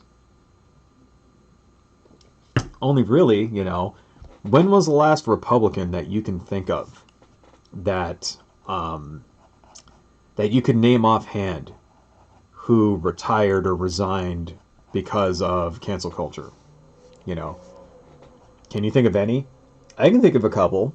Al Franken, there goes one. Which was kind of a little fucked up in my opinion, because even though Al Franken did do some pretty creepy things, right? I'm not saying that I support Al Franken, because he definitely was a creep, and you could definitely was probably sexual assault, the shit that he did. But the woman that he assaulted publicly forgave him, right? She forgave him, and he resigned anyway. So it's like, there you go. He very much well could have stayed on and justified to himself, hey, she forgave me. So let's put an end to this. But no, he resigned anyway. Yeah, he did the right thing, in my opinion. Right? Probably understood that this would be a major, block for him of getting reelected in the first place, but he stepped down.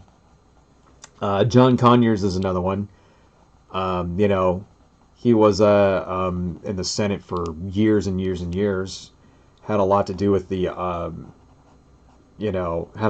civil rights movement, stuff like that. And he got Me Too'd, right? For good reasons, by the way. And he stepped down, Katie Hill, that's another example of a Democrat who, succumbed to cancel culture. Katie Hill didn't even do anything wrong, If you remember her, she got busted because she had an affair with a staffer, right? Problem is, the affair happened before she was elected, and once she got elected, she broke it off, right? So it's like, and she wasn't married, she wasn't cheating on her husband, any shit like that.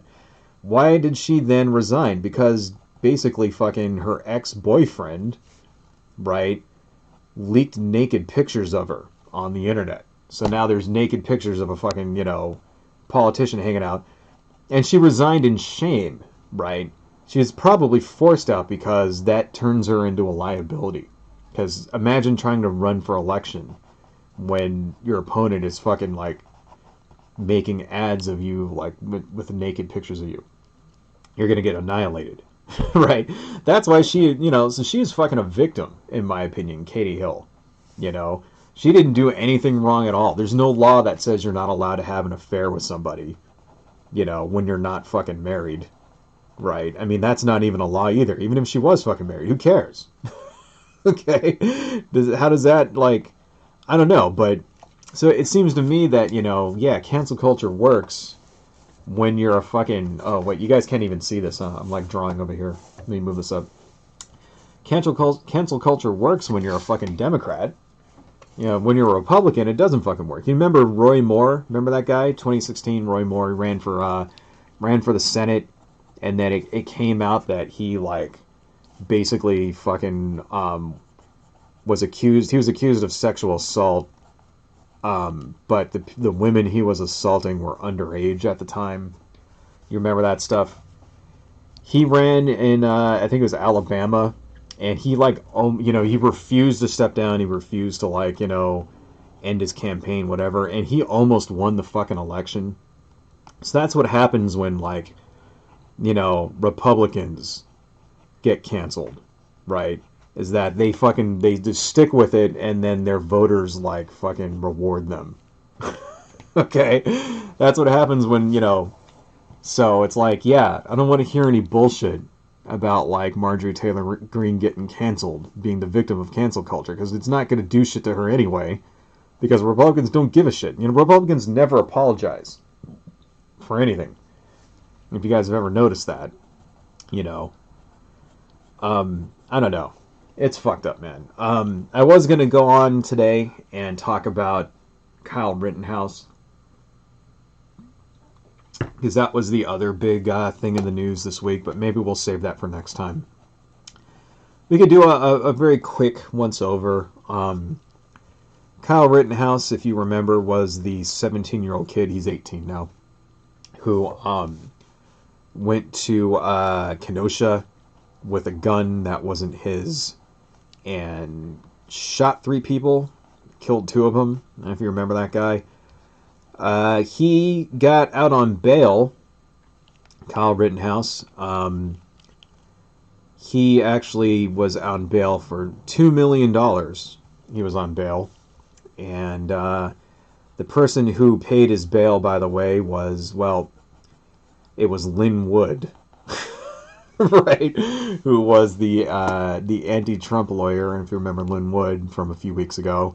He was the guy, Lynn Wood, that went in Georgia and told Republicans not to vote in the runoff because they, pro-Trump lawyer, because the Republicans wouldn't steal the election for Donald Trump. If you remember that guy. They got $2 million through donations. So there you go. It's like we get a kid who straight up murders 2 people, and, cancel culture for him means that Republicans donate $2 million to his legal defense so that he can get out on bail. Right. Anyway, the thing about Kyle Rittenhouse, the reason why he's in the news is because another warrant has been put out for his arrest because he violated the terms of his bail. And it's like, just wanted to bring this up as an example, once again, of how Republicans, how conservatives never get held accountable for anything. How did he violate his bail? What happened? Well, they sent a letter to his residence. The court sends a letter to his residence that he doesn't respond to. So they send over a bailiff, because that's what happens when you don't respond to a court notice, right? They send a cop out there to force you to fucking respond. And they find out that Kyle Rittenhouse hasn't lived at this address since the middle of December. Well, part of your probation, part of the bail process is that you have to inform them when you move. He didn't bother to inform them. The reason why he didn't bother to inform them, because his lawyer says they were afraid of getting death threats. Has Kyle Rittenhouse actually gotten death threats? I don't know, maybe.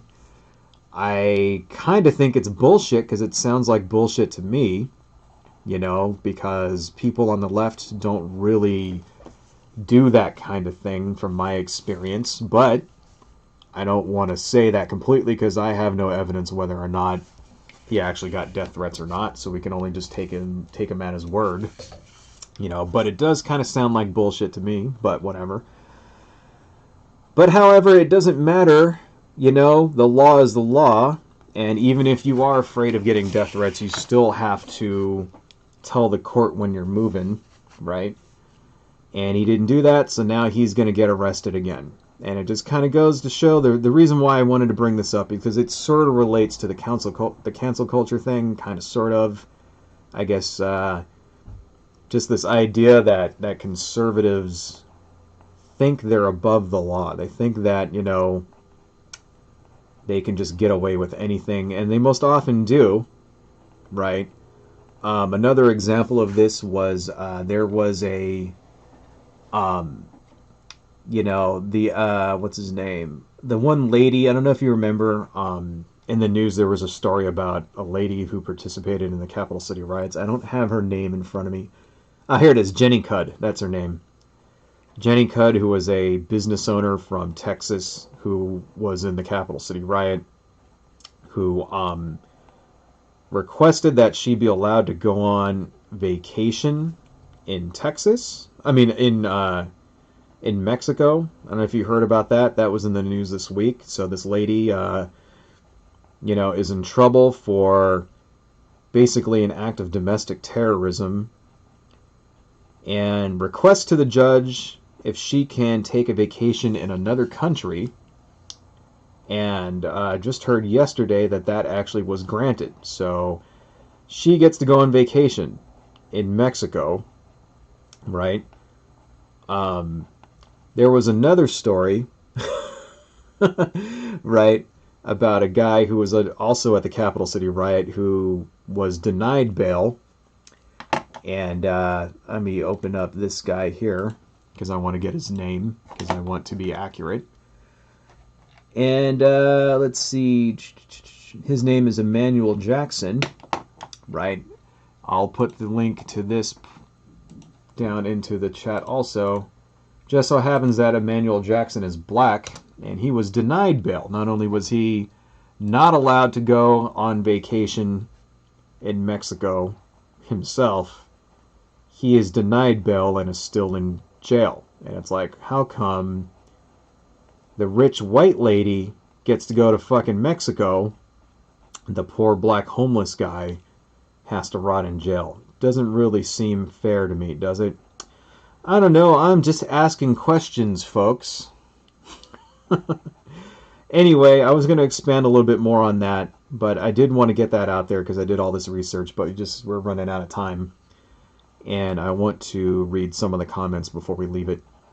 So, I guess, what's the point of all this? It's just wanted to make that point in this stream here.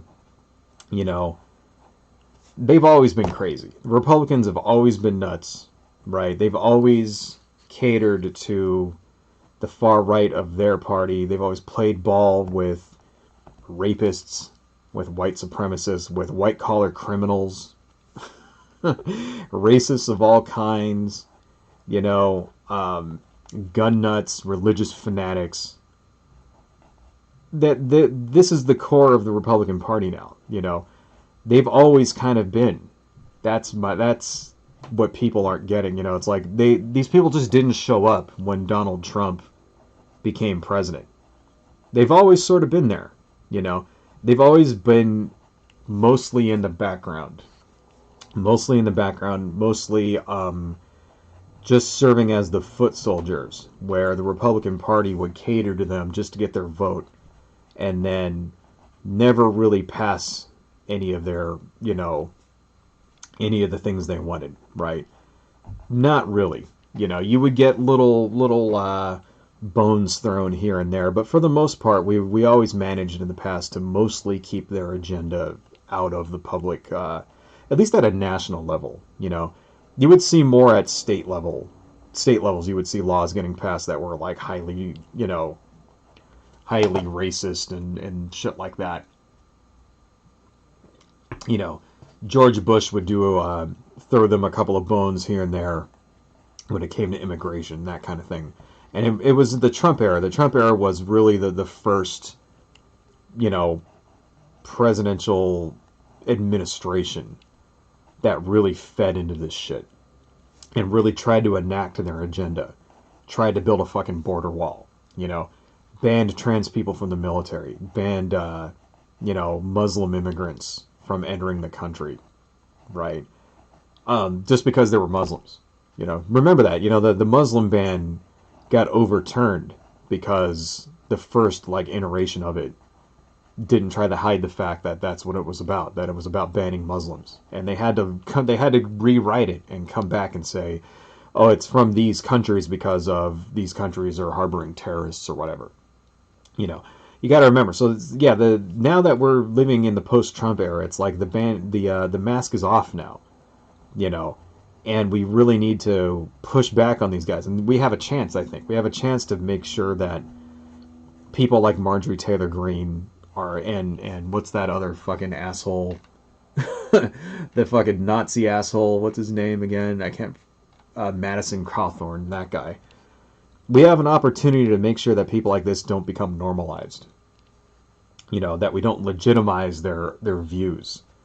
And we need to take this opportunity and make sure that when people run on these kinds of things, that they get squashed.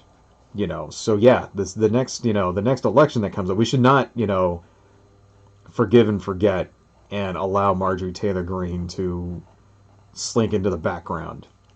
It's like no, keep fucking keep it up, right? Don't let people forget who this woman's about. Don't forget about Madison Crawthron either. Don't forget about any of the crazies in the Republican Party.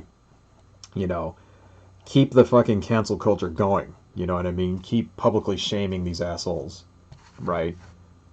And the next election that comes around, donate your time and your money to getting them out, because these people are dangerous, as we've seen. We saw when an ineffectual fascist gets elected, what happens? Well, what happens when the next fascist that gets elected actually knows what he's doing? What happens then? Right? It's going to be dangerous. So that's why this shit is important. Anyway, I do want to read some of the comments here. God, fucking hand hurts. Seriously, getting old man arthritis and shit. All right. I do want to read some of the comments here. So let's go through. Let's see. We're at about almost 2 hours, but I think we got some time to go through some of these here. Let's see. Dynacat.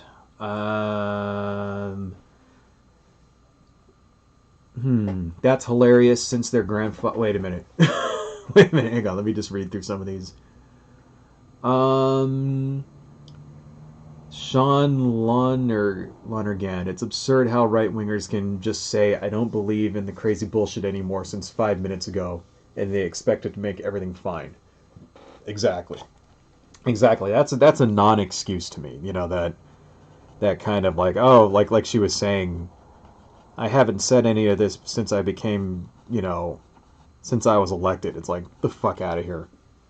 It's like they're not even trying.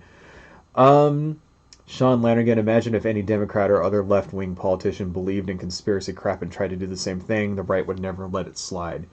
Exactly, And that's another point, actually, I wanted to make, which I think I didn't. The right wing kind of invented cancel culture, right? They're very good at messaging, the right wing in this country. they pick, they pick a message and they stick to it, right? So you notice that every single Republican in the country, none of them will say Democratic Party. You notice that? They always say Democrat Party, no matter what. All of them, right? And that's part of the messaging, because Democrat, sounds like Demo-rat, right? You get that rat in there.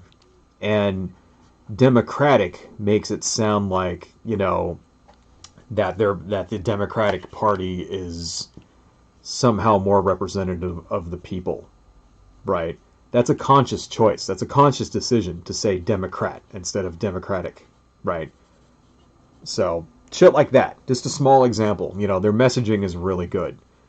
And, if there were to be, I agree, if there were to be like, a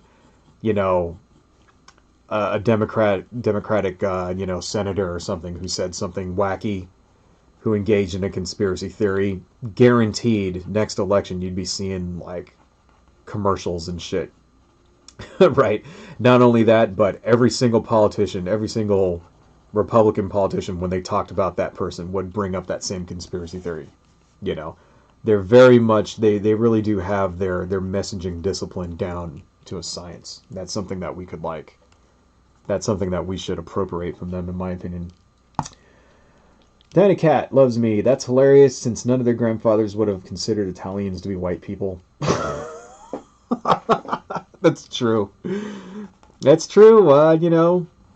People forget that the definition of what was considered white is not a static thing.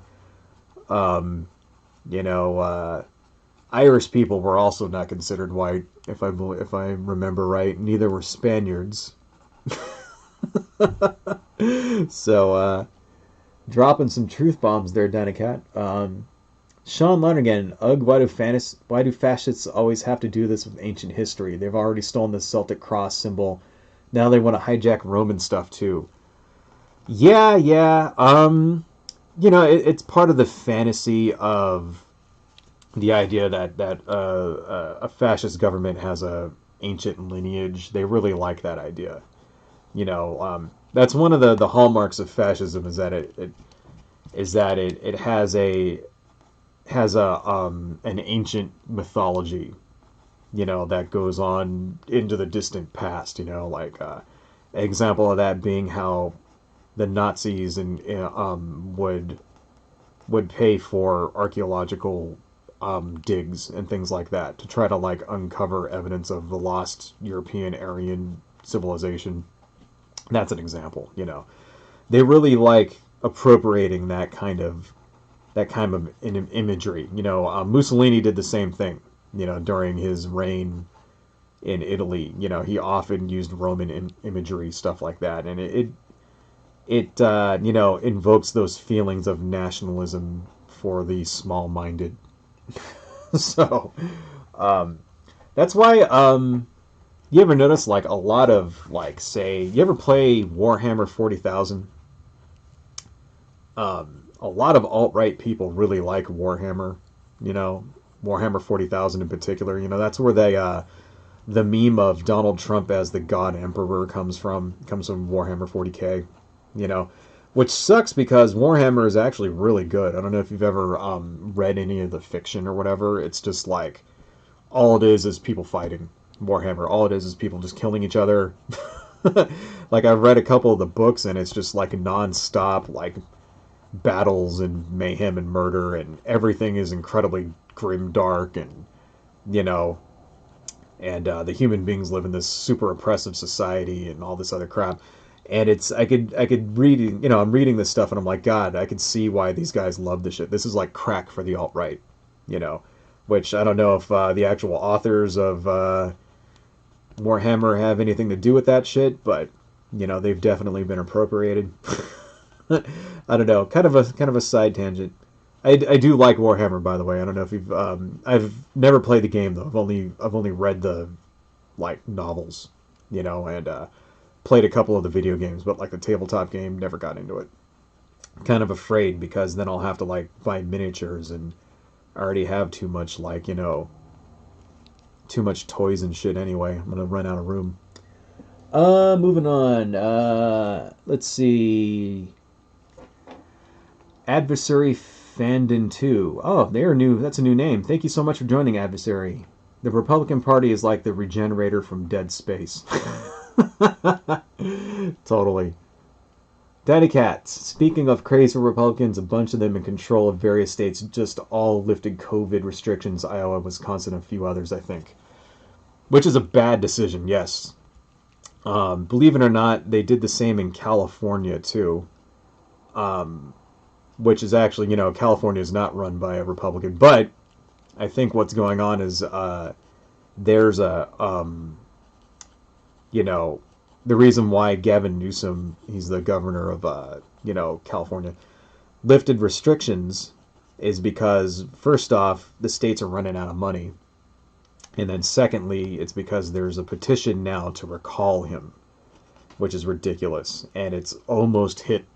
You have to get a certain number of signatures. You need like 1.5 million signatures, and it's got like 1.2 million signatures. And I think he may have lifted that as a way to kind of like, kind of take the juice out of their, the thunder out of that. You know what I mean? Which is going to backfire, right? Because now people are going to fucking like vote against him for like getting rid of the restrictions. So I don't know. That's kind of bullshit. But yeah, like I said before, like when we were talking about Marjorie Taylor Greene, and now she's like talking about how the economy's so shitty because of lockdowns. It's like they're still forgetting that we're in the middle of a fucking pandemic. And it's like, yeah, okay, we're getting people vaccinated. This is good, something like a million people, like, but let's say even if it was 1 million people a day getting a vaccine, there's 350 million people in the country. It's still going to take a year for us to even, like, it'll take at least 6 months, for us to get to 50%, right? And, like, once you get around that point, then it's pretty much safe. Once you get, like, 40, 50% of the population who's immune, who's been vaccinated, then you can start opening shit up, and it's much more safer. The chances of you catching it are way lower, right? We're not going to hit that until, like, this summer, I mean, I think we'll be lucky if we get it by July. I really hope we do, because I fucking want to go to Comic-Con. I want to go to Comic-Con San Diego, and I really hope they don't cancel it this year. I hope they, get those vaccines going, goddammit. But anyway, getting back to the subject, it's like, we're not, getting any fucking, help from people. If you want to help people, vote for stimulus. If you want to help people, get checks into people's hands right now so they don't get evicted, so their businesses don't go fucking bankrupt, shit like that, because opening up the fucking, like, especially now when we have like 4,000 people a day dying of this shit, this is not the time where you want to be opening up the fucking country. This is the time where people should be staying in their houses. This is backwards, dude. It's backwards. It's no fucking wonder so many, we haven't managed to get control of this shit, And yeah, it's like, okay, Donald Trump's gone now. He was standing in the way of this stuff, right?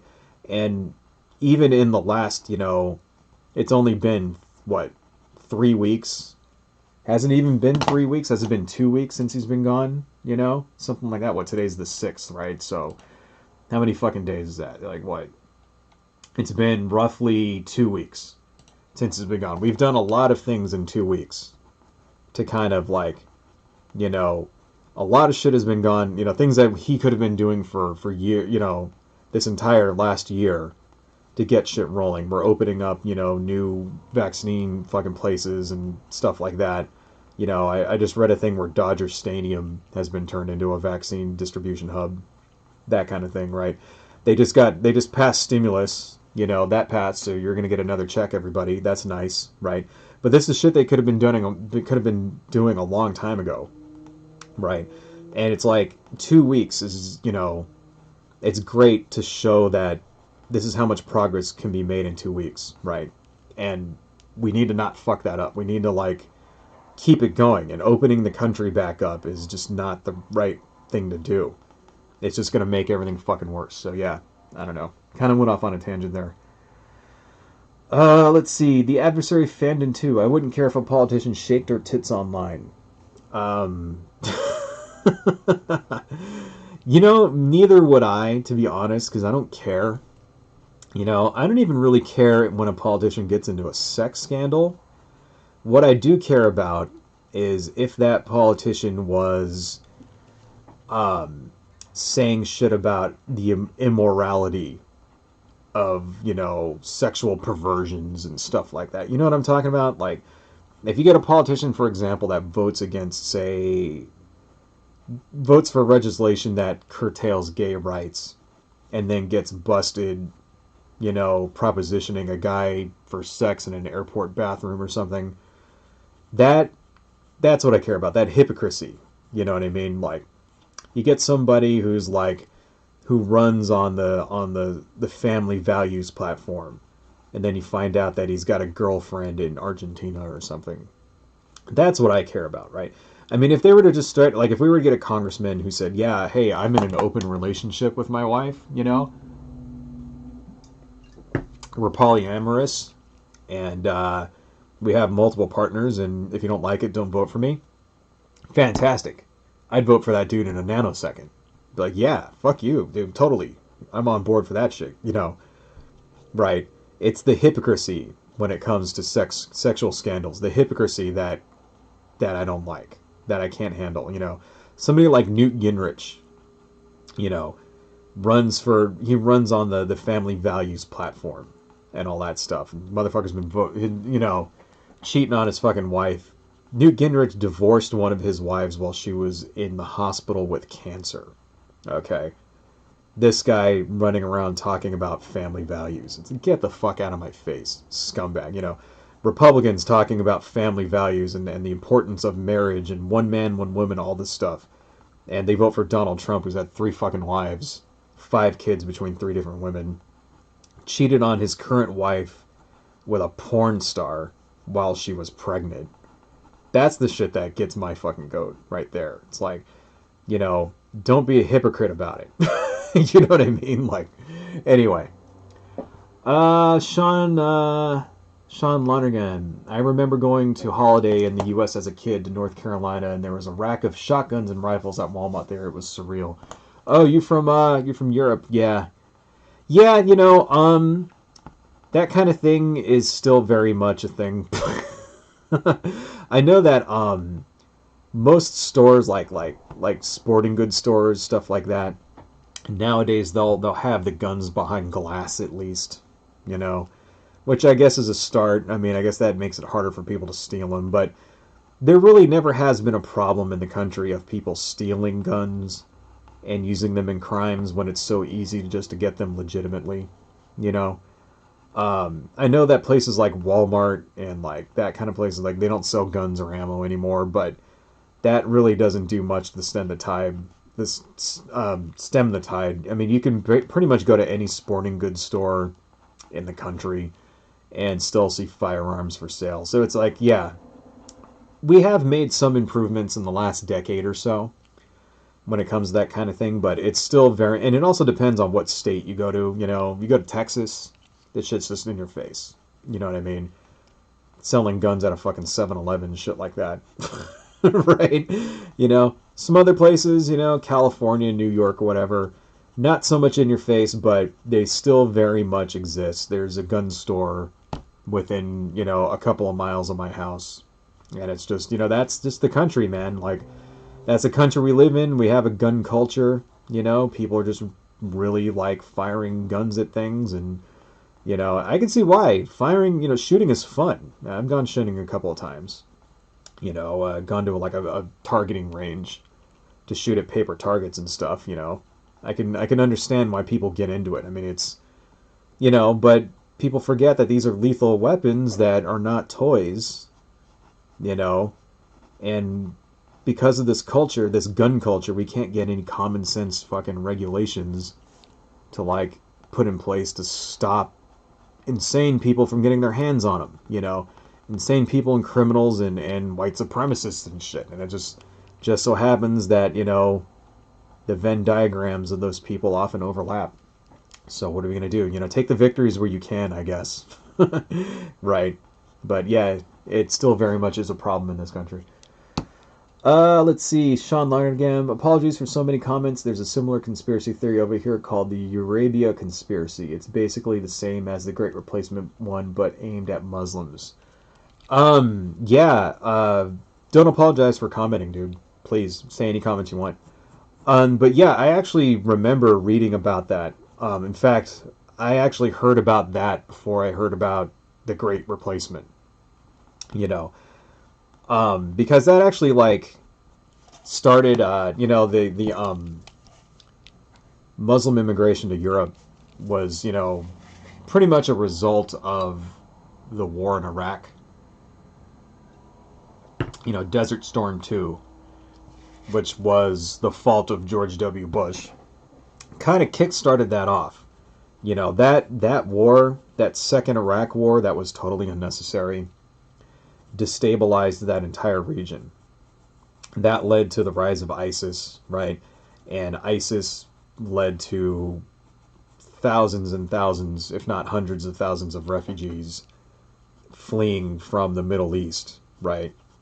And see, people in the United States don't really get this, but Europe is a lot closer to the Middle East, so it's like, it's kind of on their doorstep, when you, like ISIS and all Middle Eastern terrorism and all that, it's far away from us here in the Western Hemisphere. We're all, we hear that stuff and it might as well be on the moon to us. But to someone that lives in France, England, Germany, this is not that far away, right? It's just sort of like, this is like their neighbors there. It's like if there was a terrorist bombing in Mexico, and you live in Texas. It's not that far away from there, right? So they kind of got the brunt of all of the refugees, because if you're a refugee and you're fucking trying to escape, and lots of the other countries in the Middle East and Africa and India, they're not going to take you. And why would you want to move there anyway, to be honest? It's like, you want to move to a good country where you can get a good education for your kids and you can find a job. There's not saying that these other countries are not good, but there are no jobs in Algeria, You're not going to find a job in Algeria. You're not going to find a job in fucking, right? If you're fleeing from Syria, right, where are you going to go? Iraq? There's no jobs there. You know what I'm saying? So it's like, no, you're going to go to like, France, right? You're going to go to England. You'll actually get a job in England, right? You might be able to like, because a lot of these people, we got to remember, were chased out of their homes with nothing. These are people that had nothing. Their entire, ISIS would come into a town and just fucking blow up everything. Kill everyone that was there if you didn't, like, surrender to the caliphate. Kidnap your fucking, like, daughter and, like, put her into fucking, like, turn her into a sex slave and shit. This is the stuff that was happening, and if you weren't a Muslim, they'd just kill you, right? Not everyone in the Middle East is a Muslim either. That's another thing. So it's like, we have these stereotypes in America about Middle Easterners and what's actually going on over there. And a lot of it is actually peppered by lies spread by highly racist, anti-Muslim, far right-wingers, And we forget that these are real people with real problems, right? Who were, desperate and would go wherever people would take them. And it just so happens, it's like, yeah, well, fucking the Netherlands took a bunch of them in, people in Europe extended their hands to help these people. Germany accepted thousands and thousands of refugees. England accepted thousands and thousands of refugees. We didn't in the United States. We took like, I think something like 10,000. Like, which is like a fucking tiny ass number when you're talking about 500,000 people or whatever. Germany took like 10 times as many as we did, right? And then as soon as Donald Trump became president, that spigot got turned off. We haven't taken fucking any since then. I haven't really been keeping up with the refugee crisis in Europe. I think it's kind of slowed down a little bit, if not, because ISIS got routed. ISIS is still not completely gone, but it was defeated essentially, right? So I'm hoping, I don't know, I should read into it. I don't want to make, I don't want to assume anything. I'm hoping that it's kind of stabilized a little, but for a few years there, it was like a major fucking crisis. And whenever you get crises like that, you get conspiracy theories that pop up in their wake, right? So yeah, that is very much maybe maybe I ought to look into that and see what's going on with it, because I mean, to be honest, I haven't really been keeping track of the refugee crisis in Europe. Hasn't really been in the news over here recently, so I don't know. I'll have to do some more research on it. Okay, getting close to the end here. Adversary Farting 2. Could Warhammer 40k be considered satire? Yeah, it's definitely satire. They kind of do it like that on purpose. Like Warhammer 40k, everything is the most extreme grimdark that you could possibly get, and that's very much on purpose. They emphasize the fact that the Imperium of Man is not the good guys, and that there aren't any good guys, and everybody's basically a villain, all out for their own, all out for their own good, and they're all basically looking to fucking just genocide everybody else. So yeah, it is very much satire.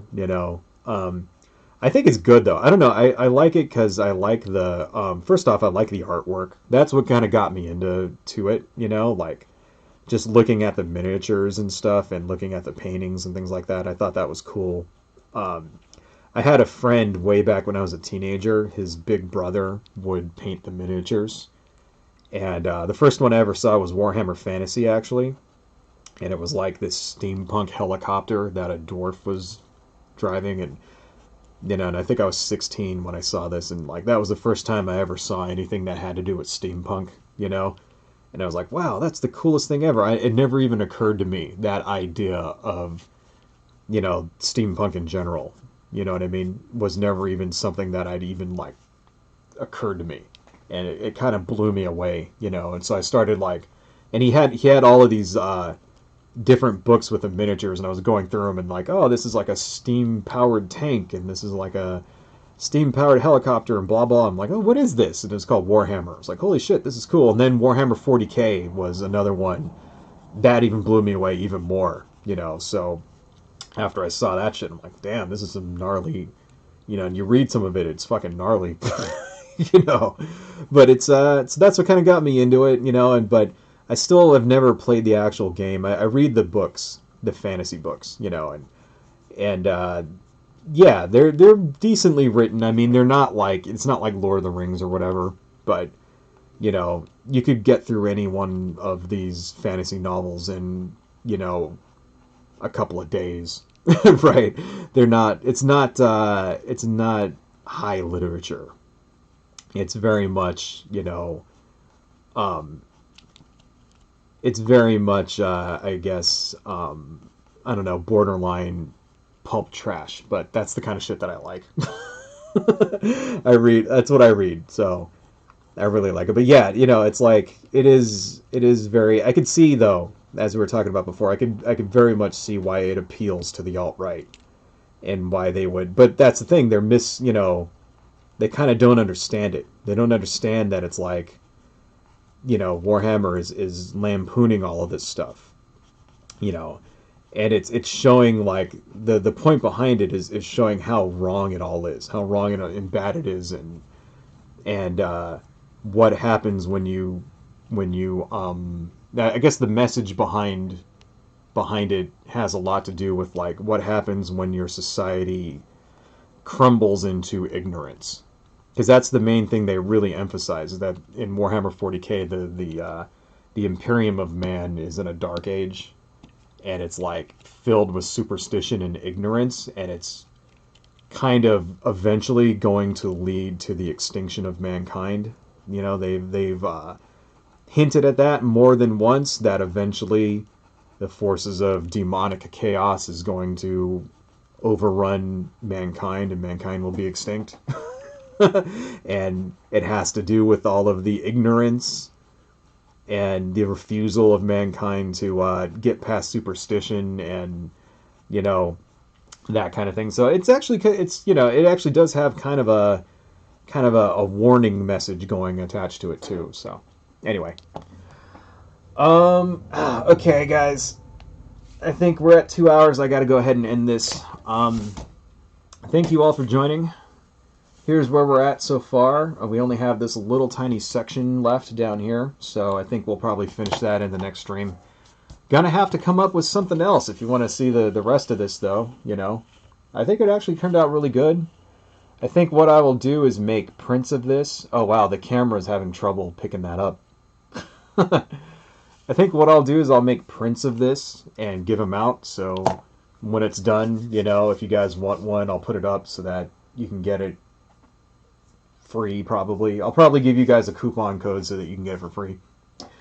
Anyway, I gotta go ahead and end this one. Thank you all for joining so much. You guys are great. I really appreciate it. Penizoid, thank you for joining. Dynacat, as always, thank you. Adversary Fendon, thank you for joining, man. Sean Lonergan, thank you. You're great. And, of course, Lewis the Hedgehog. Good to have you, as always. Thank you for joining. I'm going to go ahead and I got to give you my ending talk here where I pimp my social media.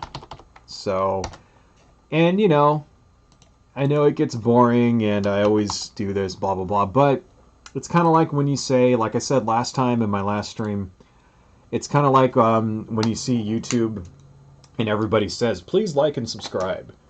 And, you know, but that actually counts. When you actually ask people to like and subscribe, they actually do it. So it's like, you know, please follow me and check me out on my different, you know, social media stuff here. What the hell is this? Hang on a second. ETS, Etsy. Hang on 1 second, folks. Let me just, there we go. So, if you like what I do, and you want to support the channel, you can check me out. You can go to my Etsy shop if you like what I do and you want to support me monetarily. I sell prints and things on my Etsy shop. Here's an example of one that, this is the most recent. This is the Kraken, you know, big, huge, evil-looking monster. So, you know, if you like what I do and you want to support me, here's another one. Right. Oh, wait. There we go. Here's another example. There's a Lovecraft character. Anyway, I sell these. These are coffee-stained prints, and each one is unique. And then I have a couple of other things on here. I have some, like, comics and some stuff like that. So if you want to support the channel, please consider buying something from my Etsy shop here. I have a webcomic, or actually, no. Well, this is my DeviantArt page. If you want to see more of my artwork, it's at deviantart.com/Hawanja. I put lots of comics and things. I have some sculptures on there, so please check me out there. I also have a web comic if you want to see more of my work. It is at hawanja.com, and this is about ninjas and that kind of thing. And I update this about once every, probably every 2 weeks or so, I get another one up here. So please check me out there. And if you want to see me talk about toys and video games and non-political stuff, check me out on UCD Videos. I do toy reviews, I do gaming streams, you know, toy unboxings. I talk about movies, that kind of thing. So if you want to see me talk about stuff that doesn't have to do with politics, please check me out at UCD Videos. So once again, thanks a lot, everybody. You guys are great. I really appreciate it. And I will see you next week. Same bat time, same bat channel. Probably at 11 o'clock on next Saturday. And we'll finish this guy up. You guys are great. I love you so much. And I'm out of here. Thanks, guys.